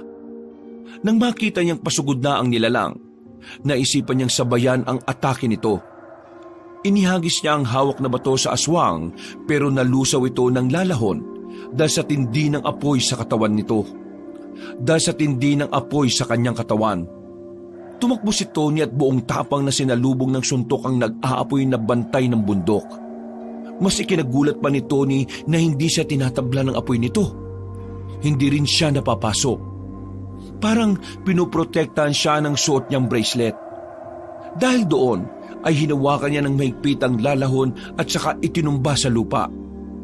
Pinaibabawan niya ito sa pinagsusuntok ng walang tigil hanggang sa hindi na gumagalaw ang nilalang. Pagkatapos ay tumayo siya at tinuwakan ng isang paa ng lalahon at saka inihagis ng ubod ng lakas. Sinundan pa niya ng tingin kung saan tumilapon ang nilalang. Tony, ano yon? Paano mo nagawa yun? Paano hindi ka tinatabla ng apoy niya? Ang astig mo pala gumalaw at makipaglaban, Fafa Tony! Hindi din ako sigurado pero sa tingin ko dahil yun dito sa suot kong bracelet. Ang alam ko ginawa ito ni Lolo mula sa mga batong nakuha niya sa bundok nang misang umakyat siya para manguha ng orchids na ibibenta niya. Hindi ko akalain na may kapangyarihan pala ito. Nagliliwanag ang isang bato ng pulseras ko. Tapos, nakaramdam ako ng kakaibang init at lakas Parang yung init na yon ay pinoprotektahan ako sa init ng apoy ng lalahon. Wow! May ganyan palang kapangyarihan ng bracelet mo. Baka naman pwede mong kausapin yan para makita na natin ang daan at nang makalis na tayo dito. Tama! Kailangan na nating umuwi, no? Ayokong matubok ng lalahon na yon. Para siyang halimaw na ibinuga ng bulkan Nakakatakot ang apoy niya. Bigla-bigla na lang siyang nangahagis ng apoy. Pinalalabas siya sa kamay. OMG! Ang natatandaan ko sa kwento ng tungkol sa lalahon, nakakakuha siya ng lakas mula sa mga nabibiktima niya. Hindi na bumalik ang lalahon. Baka nanghina na siya. Baka nagganap siya ng ibang bibiktimahin. Tapos, babalikan tayo. Umalis na tayo dito bago pa siya bumalik. Ikaw, Ate Susan, bakit parang namumutla ka? May nangyari ba sa'yo? Hala! Huwag mong sabihin, bigla ka na naman makakatulog Naalala ko na nag-apoy din ang katawan mo nung nilublob ka namin sa sapa Ibig sabihin, kontrolado ng lalahon ang katawan mo. Paano kung balikan siya ng lalahon? Baka hindi naman na. Nabigla lang siguro siya sa nakita niya. Mas mainam siguro kung umalis na tayo dito. Baka natakot na talaga si Ate Susan. Oo, umalis na tayo. Masama ng pakiramdam ko. Pinalitan na ni Tony si David sa pag-alalay kay Susan. Tahimik silang naglakad paalis sa lugar. Naging malikot ang mga mata ni Tony dahil hinahagilap niya ang daan palabas ng gubat. Wala man lang siyang makitang bakas na dinadaanan ng mga taong umaakyat sa bundok. Maya-maya ay biglang huminto si Susan sa paglalakad. Nang tingnan niya ito, bigla siyang nagulat dahil nag-aapoy na ang mga mata ng matanda. Nabitiwan na ni Arthur si Susan dahil sa pagkabigla.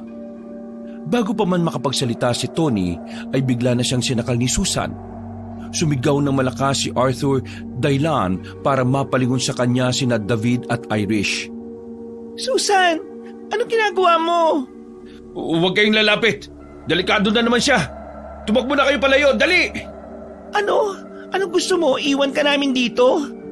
Kinokontrol na naman si Ate Susan. Lalabanan ko siya, pero hindi ko alam hanggang kailan ko siya kayang labanan. Sobrang lakas niya. Ano gagawin natin, Arthur? Huwag kang matulala dyan. Ilayo mo si Ate Susan kay Tony. Ha? Oo, sige. Anong gagawin natin? Isa na naman siyang halimaw ngayon. Baka mapigilan ng pagkontrol sa kanya ng lalahan kapag isinuot ko sa kanya yung rosaryong nasa bulsa ko.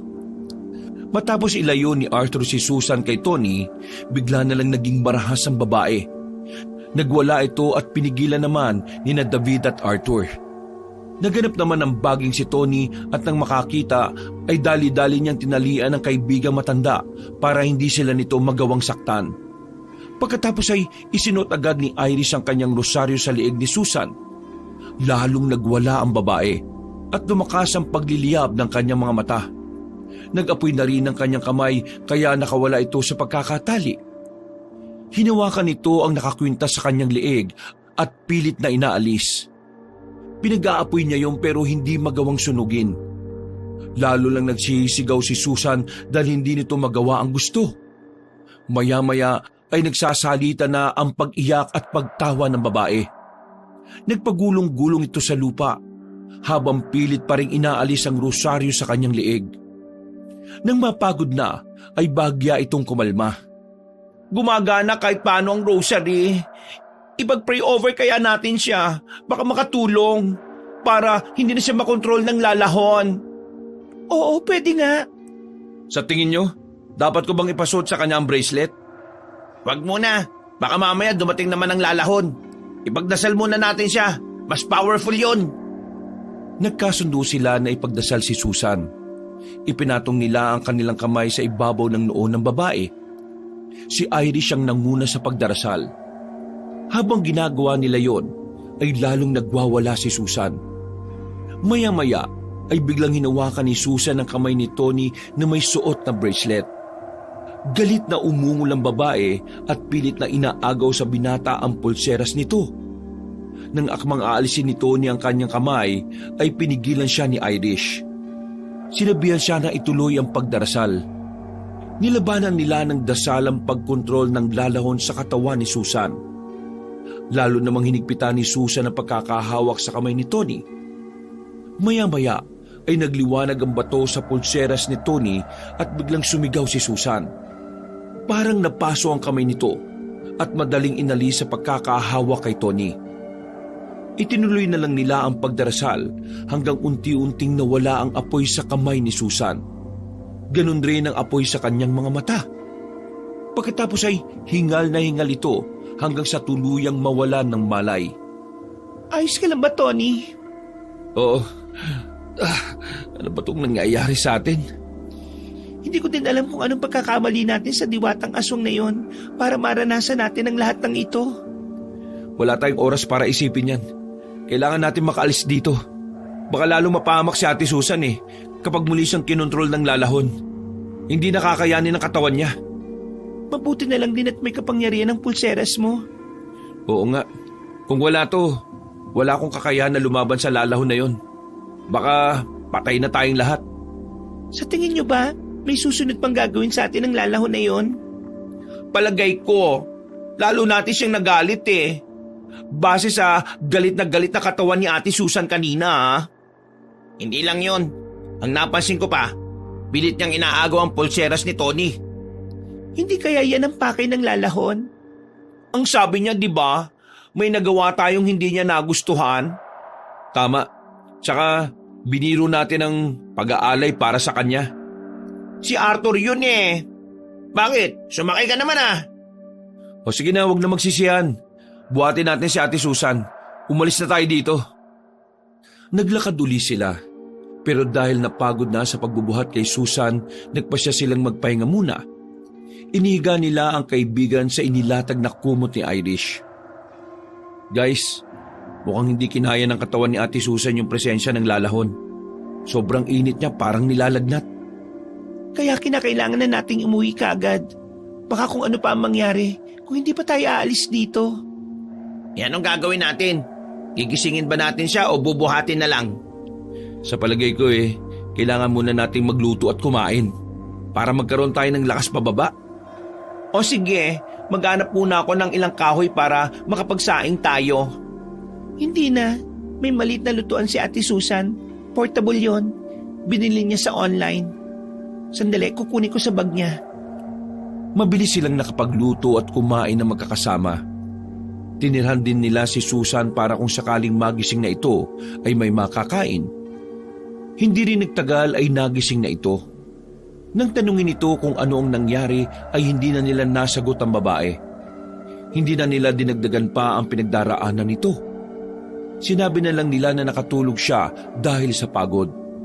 Pinakain nila si Susan, saka tinanong kung kaya nang maglakad. Kahit nanghihina ang katawan ng babae, ay sinabi nitong mas gusto na niyang umalis sa bundok dahil sa pakiramdam niya ay parang nauubusan na siya ng lakas. Nang makapagpahinga na sila, ay napagdesisyonan nilang maglakad na uli para maghanap ng daan pababa ng bundok. Nagpahuli na si David para magbantay, habang nasa una naman si Irish para hanapin ang daan. Nagtulong pa rin sina Tony at Arthur sa pag-aalalay kay Susan dahil nangihina pa ang katawan nito. Tingnan nyo, sa bandaron, may bolang apoy na naman. 3 na ngayon, oh. Ano? Magdidilim pa lang ah. Bakit maaga silang nagpakita? Baka malapit na tayo sa ibaba ng bundok, kaya tayo pinipigilan ngayon. Tumabi kayo dyan. Ako nang haharap. Irish, ikaw muna dito kay Ate Susan. Huwag kayong maingay para hindi tayo masundan ng Santel mo. Oo nga. Paupo muna tayo dito. Hayaan na lang natin na lumagpas sa mga santel mo. Kesa naman makipaghabulan tayo sa mga yan. Hindi na natin kakayanin ng tumakbo. Lalagpas nga lang kaya. Basta, huwag tayong maingay. Mga alaga yan ang lalahon eh. Tayo talagang puntiryan yan. Naku naman. Magplano tayo. Kayong dalawa, David, Arthur, kapag nakita tayo ng mga santel mo, subukan natin magpahabol sa kanila. Bilisan niyo ang pagtakbo. Ano? Paano kung matupo kami? Didiskartehan ko na. Isa-isa kong ipapahigop sa bracelet ko. Natatandaan niyo ba? Yung unang santel mo, hinigop lang. Baka magawa ko uli yun ngayon. Isa-isa lang. Hindi ko pwedeng pagsabayin dahil hindi natin alam ang pwedeng maging epekto sa bracelet. O sige, nagtitiwala kami sa iyo ah. Tahimik lang nilang pinagmamasdan ng mga santel mong palutang-lutang sa hangin na parabang may hinahanap. Kahit anong ingat nila sa kanilang kilos, naramdaman pa rin sila ng mga apoy. Nanlaki ang mga mata nila nang makitang lumilipad na ito palapit sa kanila. Bagyang itinulak ni Tony ang dalawang kaibigan para sabihan na simulan na ang plano. Kahit natatakot sina David at Arthur, sinunod nila si Tony. Sinundan naman ni Tony ng tingin ng dalawa habang hinahabol ng mga santelmo. Nang makahanap na siya ng tiyempo, ay saka siya lumabas sa pinagtataguan at kumuha ng tamang oras para maikulong ang isang santelmo sa kanyang bracelet. Pagkatapos ay sinalubong niya rin ang isa pang santelmo. Pero nang iaambanan niya ang bracelet para ikulong ang mga ito, ay bigla na lamang lumipad pa itaas sa mga apoy kasabay ng malakas na hangin. Parang sinadya ng hangin na ilayo sa kanya ang mga bolang apoy. Maya-maya ay narinig niya ang malakas na halakhak ng lalahon na pumainlan lang sa paligid. Hinagilap niya ito ng tingin. Nakita niyang dumarating ang naglalagablab na aswang habang lumilipad palapit. Kulay asul na ang kulay ng apoy nito sa buong katawan. Nanlaki ang mga mata ni Tony sa pagkamangha nang makita ang nilalang. Nakakaakit sa paningin ng kulay asul nitong apoy. Pero biglang kinabahan at natakot na ang binata nang maisip na mas malakas na ang apoy ng halimaw na yon kaysa sa dati. Mula sa pinagtataguan ni Irish ay dinig na dinig ng binata ang nag-aalala nitong sigaw. Tony, mag-iingat ka. Huwag kayong lalapit sa akin. Pero baka masunog ka niyan. Huwag kang mag-alala. Nasa akin ang bracelet, hindi ba? Hindi ako pababayaan nito. Hanggat suot ko ito, alam kong hindi ako masasaktan. Matapang na hinarap ng binata ang nilalang. Tinanong niya ito pero panay tawa lang ang isinasagot ng halimaw. Nang maramdaman na ng lalahon ng galit ni Tony, nagsimula ng magsalita ang aswang na bantay ng bundok. Ano ba kailangan mo sa amin? Ano sa tingin mo? Bakit mo ginagawa ang lahat ng ito? Bakit kami sinasaktan mo? Bakit hindi? Sa tingin mo ba namimili ako ng bibiktimahin? Lahat ng sumisira ng aking tirahan ay parurusahan ko. Anong klaseng parusang ginagawa mo? Pumapatay ka ng tao? Yun nga ang parusa ko, lalaki. Yun nga. Ano ba ginawa namin sa'yo? Marami kayong sinuway. Ginalit niyo ako. Inistorbo niyo ang aking pagtulog. Ginawa niyong katawa-tawa ang pag-aalay sa akin. Kaya ngayon, gagawin ko kayong alay. Susunugin ko kayo.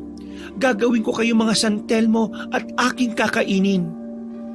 Anong kailangan naming gawin para hayaan mo na lang kaming umalis dito? Patawarin mo na kami, Lalaon. Pakiusap. Iris, diyan ka lang. Huwag kang lalapit dito, sabi. Hindi na kayo makakaalis dito. Magiging pagkain ko na kayo. Pakawalan mo na kami. Humihingi na kami ng tawad sa lahat ng kasalanan namin sa'yo. Pauwi mo na kami, parang awa mo na.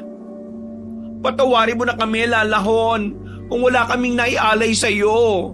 Pasensya na kung naging maingay kami at nagkalat dito sa teritoryo mo. Hindi namin alam na bawal pala eh. Humihingi kami ng sorry. Dahil sa takot ni David ay lumod na siya sa harapan ng Lalahon para pakinggan ang kanyang pagsusumamo. Pero tinawanan lang ng aswang ang kanyang ginawa. Hindi nila nagawang kumbinsin ng aswang ng Diyosa ng bundok. Ano bang gusto mong gawin namin, ha? Humingi na kami ng tawad. Kung gusto mo mag-aalay kami sa iyo, ano bang gusto mo? Pagkain ba?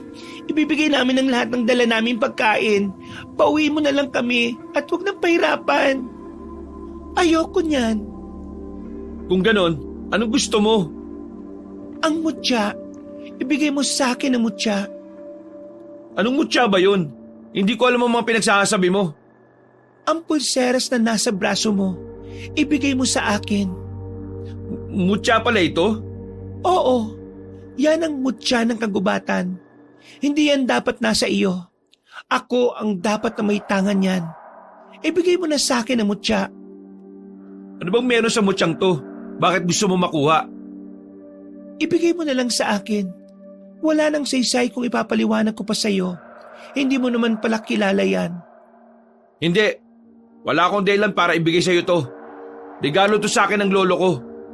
Iniwan niya itong alaala. Gagamitin mo lang ito sa masama eh. Anong sinabi mo? Ang lakas ng loob mong pagsabihan ako. Maya-maya ay nakita nilang ikinumpas ng Lalahon ng kanyang kamay. Nabaling ang tingin ng magkakaibigan nang makitang wala sa sarili si Susan at dahan-dahang itong lumalapit kay Lalahon. Kahit pigilan ito ng mga kaibigan ay parang bingilang si Susan na patuloy lang sa paglalakad. Diretso lang ang tingin nito sa aswang at walang takot ang mga mata. Nang makarating si Susan sa harapan ng Lalahon, isinabit siya nito ng patiwarik sa isang puno gamit ang baging sa bundok. Ate Susan! Pakawalan mo ang kaibigan namin! Kinokontrol na naman niya si Ate Susan! Bitiwan mo siya! Halos mamatay na siya dahil sa kagagawan mo eh! Ibigay mo na sa akin ang mutya at ibabalik ko sa iyo ang kaibigan mo bilang kapalit. Hindi! Hindi ako papayag! Kukunin ko siya gamit ang sarili kong kakayahan! Agad na sinugod ni Tony ang aswang. Sumugod din ang Diyos ang bantay ng bundok at sinampal si Tony gamit ang kamay nitong umaapoy. Agad namang itong naiwasan ni Tony. Kaya si Arthur ang tinamaan sa braso. Napahiyaw sa sakit ang binata. Tumalsik pa ito at sumadsad sa damuhan. Kaagad namang pinuntahan ni David ang kaibigan para tulungan. Anong ginawa mo sa kaibigan ko? Bakit mo siya sinaktan? Ha? Tanga siya eh. Hindi siya umilag. Para sa iyong sampal na yon. Pero sinalo niya. Pagbabayaran mo yon. Malakas na ang loob mo. Oo, tumatapang na nga ako. Salamat sa iyo. Inatake uli ni Tony ang aswang. Sinipa, sinuntok, pero hindi niya matamaan dahil sa bilis ng galaw nito. Sumugod naman ang nilalang at tinangka na sakalin si Tony. Nagliwanag ang mutya ng binata dahilan para masilaw ang aswang. Umatungal ito at napaatras. Galit na galit ito kay Tony kaya muli na namang sumugod. Nakatayo lang ang binata at naghihintay ng pagsalakay. Nang makalapit ang aswang, ay kaagad niya itong sinuntok ng malakas habang nagliliwanag ang kanyang mutya. Tumalsik ang nag-aapoy na aswang at bumangga sa puno. Nasunog ang puno dahil sa nag-aapoy na katawan ng Lalahon. Lalong naggalit ang Diyosa dahil nasira ang isa na naman sa mga iniingatan niyang puno. Maya-maya ay naglabas siya ng mga santelmo. Isa-isa niyang inuluwa ang mga ito. Pagkatapos ay ikinumpas niya ang kamay at sa isang iglap ay sinugod ng mga santelmo si Tony. Nagsisigawan na ang mga kaibigan ng binata. Sinasabihan siyang magtago pero hindi nakinig si Tony. Matapang niyang hinarap ang mga santelmo ng lalahon. Pinahigop niya ito sa kanyang mutya. Pagkatapos ay siya naman ang sumugod. Nagawa niyang palutangin sa hangin ang kanyang katawan at nilipad niya ang aswang. Nang makalapit ay pinagsusuntok niya ito. Naglabasan ng mga santelmo mula sa kanyang mutya at marahas na bumalik kay lalahon. Umatungal ang aswang dahilan sa sapilitang pagbalik ng mga santelmo sa kanya. Nasaktan siya at lalong nagalit kay Tony.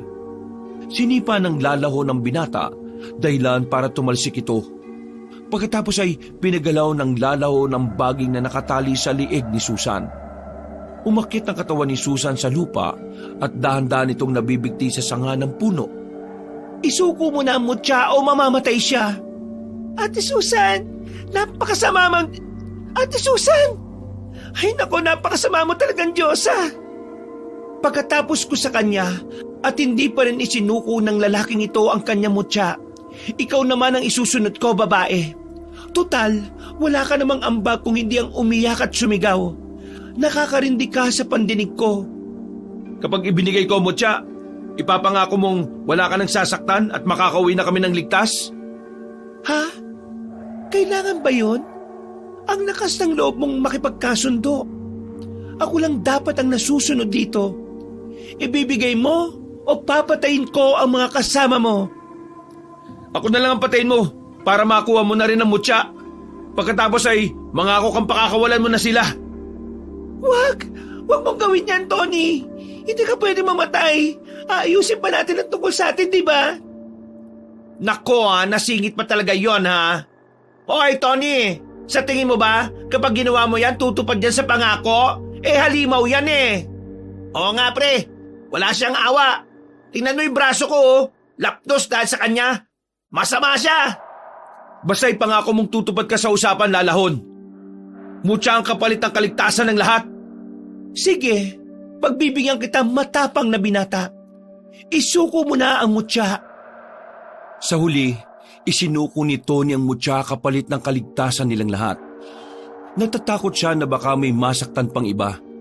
Lalo na't alam niyang walang puso ang aswang na bantay ng bundok. Tumawa ng sobrang lakas ang lalahon dahil nakuha niya ang mutyang pinakakaasam. Inihagis ni Tony ang bracelet sa aswang at pinakawalan naman nito si Susan. Tumupad ang lalahon sa usapan. Umalis ito at tinayaan ng magkakaibigan na lisanin ang bundok.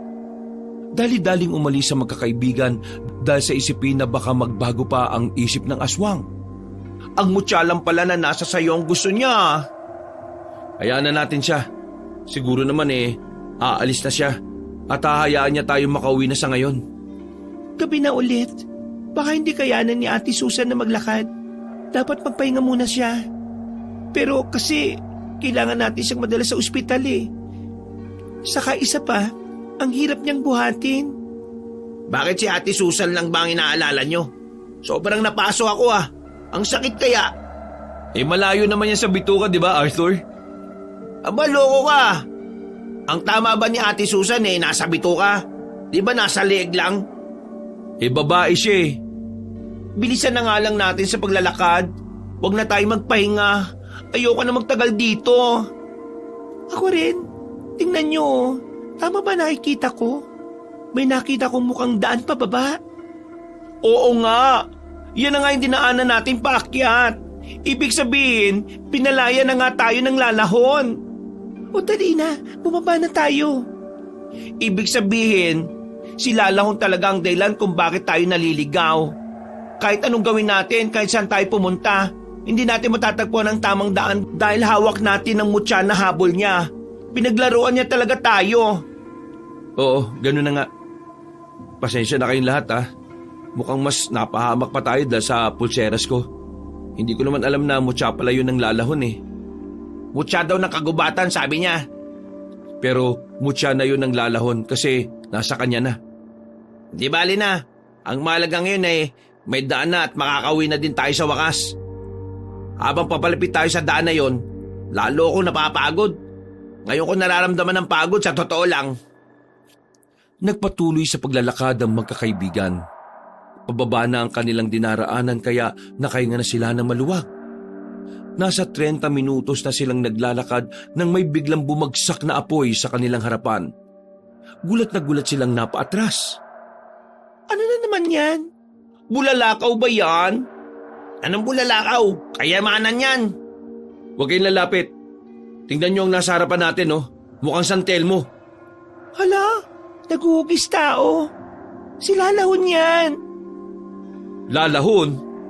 Aba, ang lalahon nga. Ano bang kailangan mo? Ibinigay ko na ang gusto mo, di ba? Bakit nandito ka na naman? Sinungaling ka. Manloloko ka. Peke ang ibinigay mong mutya sa akin. Lah, anong peke? Sa tingin mo ba maiisip ko pang palitan yan? Saan naman ako kukuha ng kapalit, Aber? Napaka-demanding mo naman. Sige nga, paganahin mo ito kung hindi peke. Bakit nawalan ng kapangyarihan ng mutya ng kagubatan? Dahil sa galit ay ibinto ng Lalahon kay Tony ang mutya. Agad namang itong sinalo ng binata at isinuot sa kanyang kamay. Hindi alam ni Tony kung papaanong paganahin ng mutya, kaya naisip niyang paihipin ng malakas ang hangin. Nangyari naman ito. Pagkatapos ay sinubukan din niyang itaboy ang aswang gamit ang kapangyarihan ng mutya. Itinulak niya ito gamit ang malakas na hangin. Nang inakala niyang wala ng aswang, naglakad na sila ng mabilis. Pero maya-maya ay bigla na lang may pumulupot na baging sa paan ni Tony at tinila siya nito ng marahas. Tony! Langya talaga, oh. Tama nga sila. Tuso ka talaga, Lalahon. Kahit nakuha mo na ang gusto mo, hindi mo pa rin kami palalayain. Bakit? Ano ba sa tingin mo? Ganun na lang ang lahat. Hindi ko makuha ang mutya dahil nangingilala ng amo. Kaya ikaw na lang ang kapalit. Lalapain kita at gagawin kong San Telmo ang kaluluwa mo. Buisit ka. Halimaw ko talaga at hindi na Diyosa. Habang hinihila ng Lalahon ng baging na nakatali sa paa ni Tony, naghanap naman na makakapitan ng binata. Kumapit siya sa matibay na damo at ang makakuha ng tiyempo ay tinalon niya ang Lalahon. Sinipa niya ito sa dibdib. Sa gulat ay hindi kaagad nakabawi ang aswang. Mabilis na kinalas ni Tony ang baging sa kanyang paa. Pagkatapos ay hinagilap niya ng tingin ang Lalahon.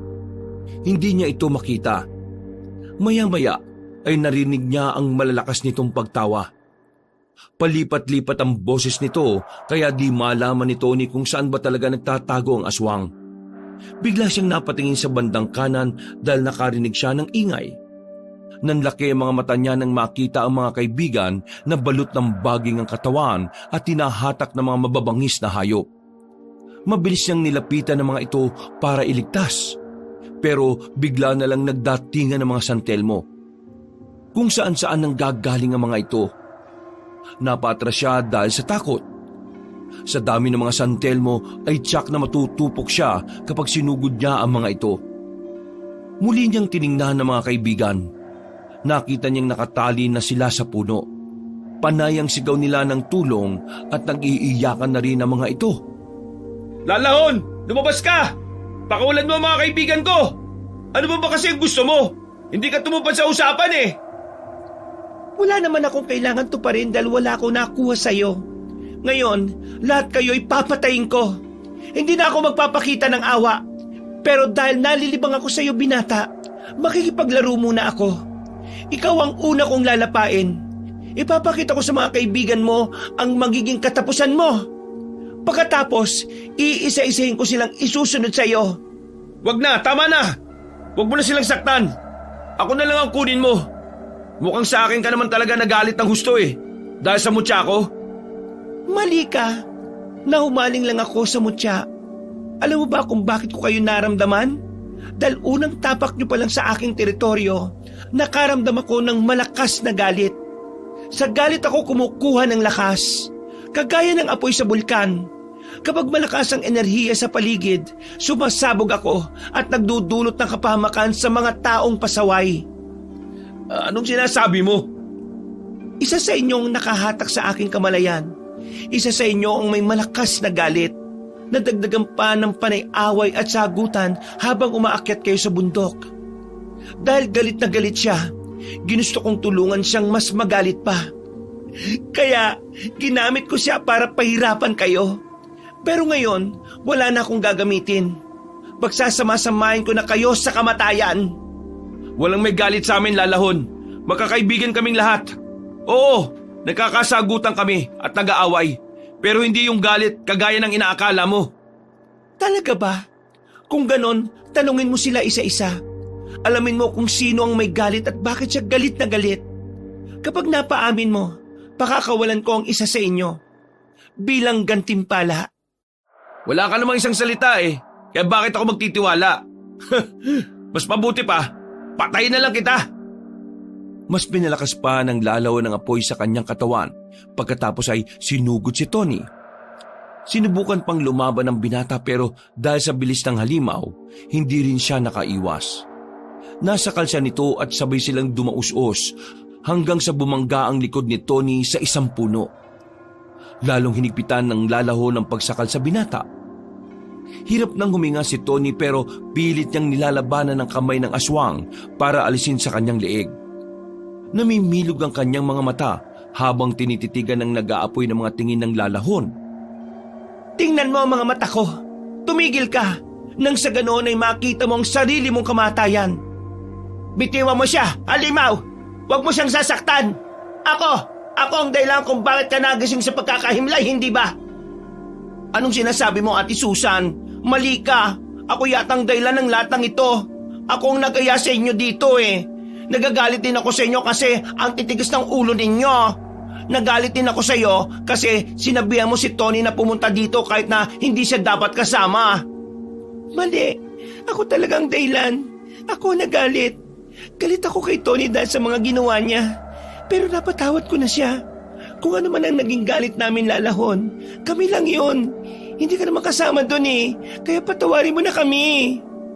Nagalit din ako kasi iniwalayan ni Tony si Irish. Hinayaan niya maghiwalay sila. Kahit alam niyang nagparaya na nga ako eh. Kaya yun, nagalit ako. Ano ba mga pinagsasabi niyo? Hindi naman yan issue dito eh. Nililin lang tayo ng halimaw na ito. Dahil siya talaga ang may matinding galit sa mga tao. Ikinulong niya ang sarili niya sa galit. Kaya naiinggit siya sa mga taong masasaya. Kaya siya nagigising sa pagkakatulog dahil yun sa inggit. Hindi dahil sa kasalanan ng tao. Hindi ba, Lalahon? Inggit ang umiiral sa'yo. Anong sinasabi mo? Bakit naman ako maiinggit sa mga tao? Lalong hinigpitan ng Lalahon ng pagkakasakal kay Tony. Namumutla na ang binata at nangingitim na rin ang kanyang leeg na parabang nasusunog. Nangihina na rin siya kaya awang-awa na ang kanyang mga kaibigan. Tama na, Lalahon. Pakawalan mo siya. Huwag mo siyang saktan. Hindi ba sabi mo may palalayain ka kapag may umamin kung sino talaga ang tumawag sa'yo? Ako yon. Ako talaga yon. Matindi ang galit ko kay Irish. Oo, matagal na akong may gusto kay Tony. Pero hindi ko masabi. Nahihiya ako dahil bukod sa magkaibigan tayo. Dahil sa bukod na magkakaibigan tayo, kaibigan ko siya, ay may edad na rin ako. Kaya ayoko masira yon. Saka naglagay sila ng rule sa barkada na bawal ang magkakaibigan. Pero inalis nila yon na magtapat sina Irish at Tony na sila na. Galit na galit ako nang malaman ko ang balak ni David na mag-hiking dito. Inalam ko ang kwento ng bundok na ito. Nalaman kong kumukuha ng tao bilang alay ng mga umaakyat. Hindi talaga ang alay nila ang gusto mo, kundi ang mismong tao. Kaya inaalay ko sa iyo si Irish para maisakatuparan yon. Bumayag akong gamitin mo ang katawan ko. Ate Susan, bakit? May ganyan kang galit? Patawarin niyo akong lahat. Dahil sa akin, napahamak kayo. Parang awa mo na, Lalahon. Ngayon, ako na lang ang kunin mo. Huwag na ang mga kaibigan ko. Pakawalan mo silang lahat. Hindi. Walang mapapahamak sa atin. Normal lang ang lahat ng rason ninyo. Kaya kayo nagagalit. Pero ang hindi normal, ang kumitil ng buhay dahil lang sa pagiging makasarili. Mukhang nagkakasira-sira na kayo. Gusto ko yan. Ikinuyom ni Tony ang kanyang kamao at nagliwanag ang kanyang mutya. Dahil sa damdamin niyang mailigtas sa mga kaibigan, umusbong ang kanyang bagong lakas. Sinuntok niya ang lalahon at tumilapon ito matapos siyang mabitiwan. Pagkatapos ay pinagkukuha niya ang mga santelmo na nakalutang sa paligid. Hinigop yun ng mutya ng kagubatat. Nang makuha niyang lahat, mabilis niyang sinugod ang lalahon. Pinagsusuntok niya ang aswang. Bawat suntok ay bumabalik sa halimaw ang mga pinapakawalan niyang santelmo. Dahil hindi ito mapigilan ng lalahon, nang hina siya at hindi na makalaban.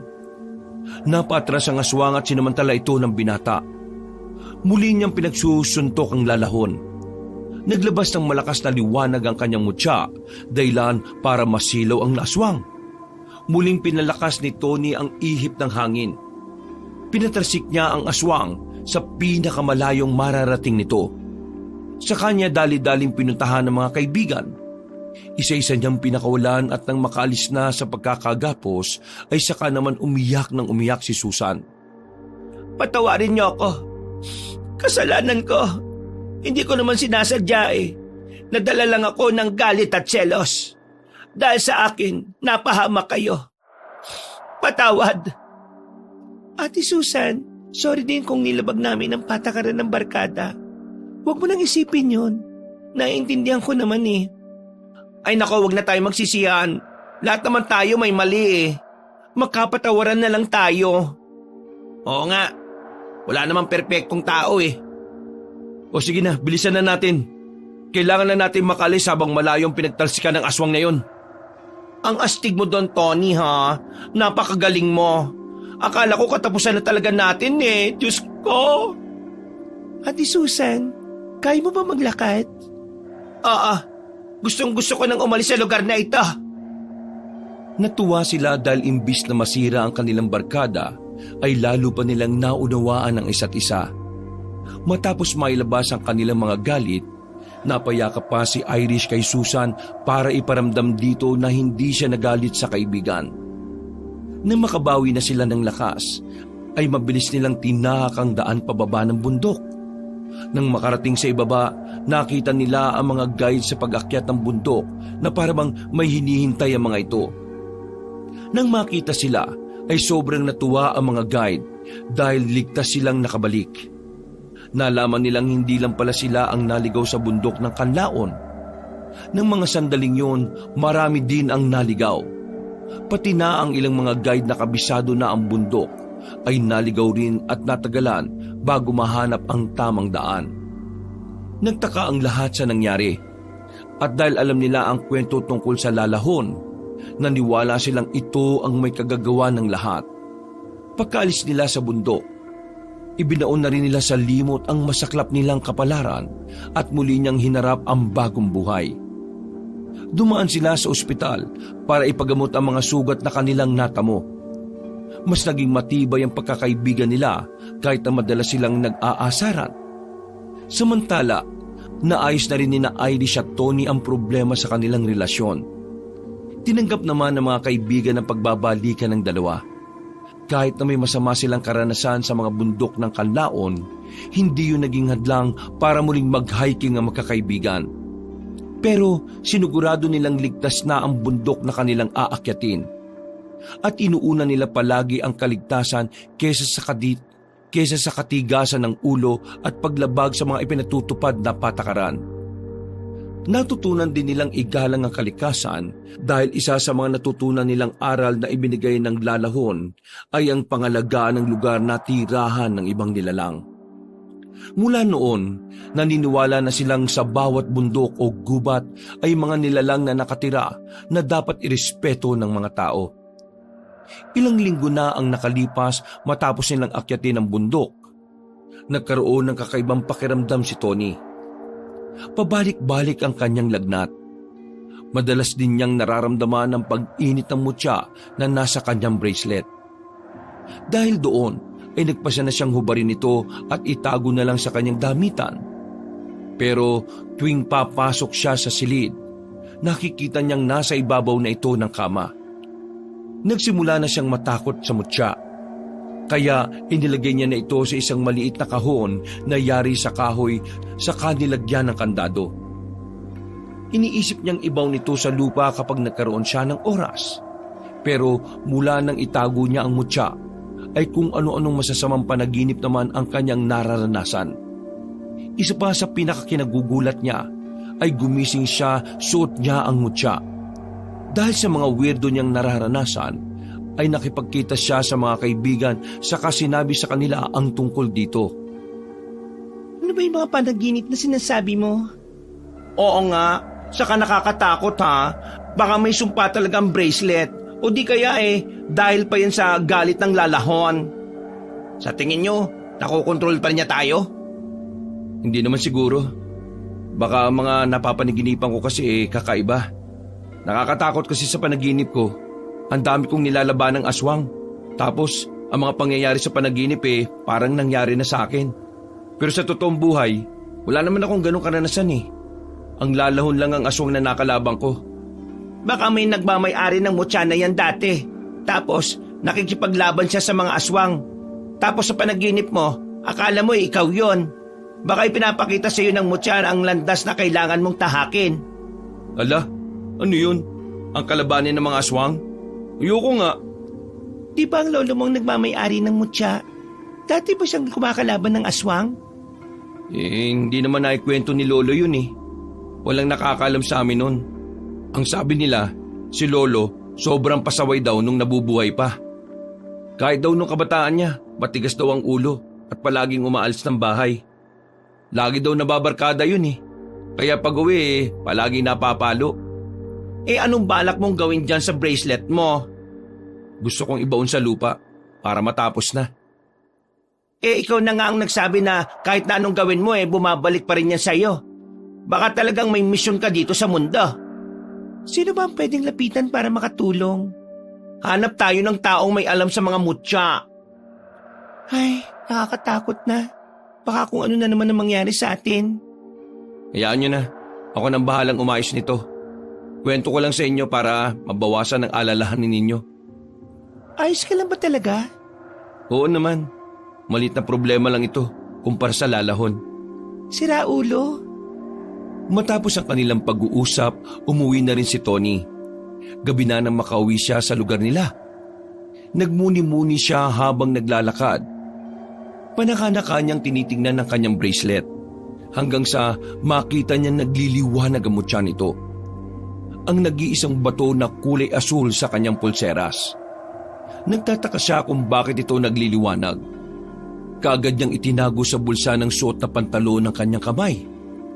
Dahil iniisip niyang baka may ibang makakita nito. Pero wala namang ibang taong naglalakad ng mga oras na yon. Hanggang sa maya-maya ay nakarinig siya ng malakas na sigaw ng isang babae sa bakanting lote. Madamo ang bahaging yon at may mga puno. Hindi sana niya papansinin ang sigaw na yon pero bigla na lang nag-init ang kanyang mutya. Habang panay ang pagtutol niya na tulungan ng babae, ay lalo itong nag-iinit at hindi na rin niya mahubad sa kanyang braso. Kaya nagpasya na siyang puntahan ng babaeng humihingi ng tulong. Naabutan niya itong takot na takot habang nakasandal sa puno. Nangangatog ito habang may kung anong itinuturo. Nang tingnan niya, ay nakita niya ang isang nakakatakot na nilalang. Nagliliyab na pula ang mga mata nito. May mahabang pangil at mga kuko. At mabalbon din ang katawan.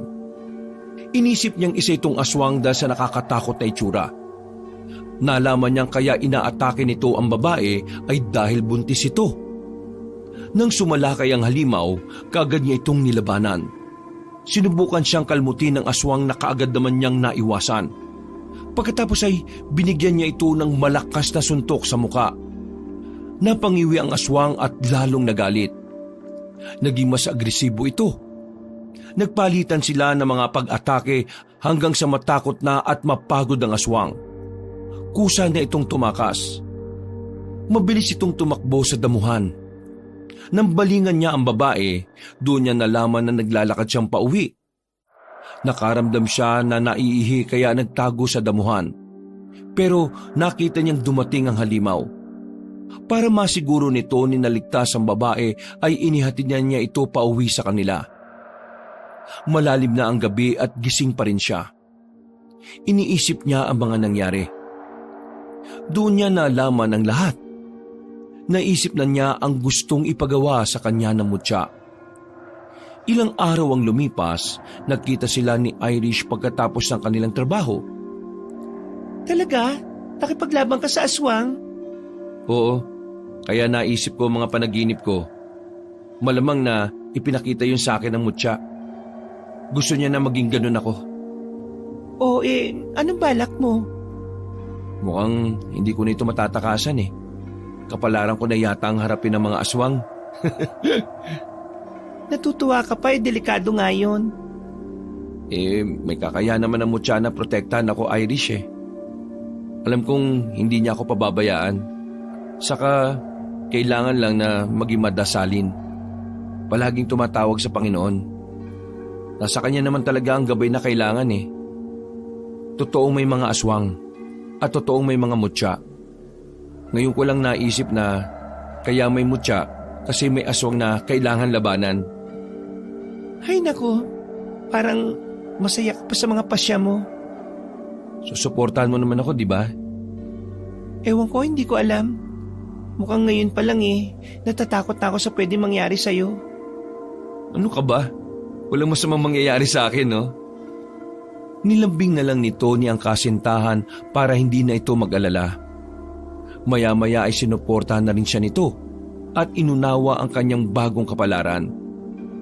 Bigla naman silang nagulat nang makita si Susan na may kasamang lalaki. Dali-dali niya itong nilapitan. Ate Susan! Oh, hi! Nandiyan pala kayong dalawa. Nagde-date kayo? Ha? Oo, ganun na nga. Sino ba yung kasama mo, ate? Si Manuel, boyfriend ko. Manuel, mga kaibigan ko nga pala. Si Irish at saka si Tony. Saan mo nakilala yan, ate?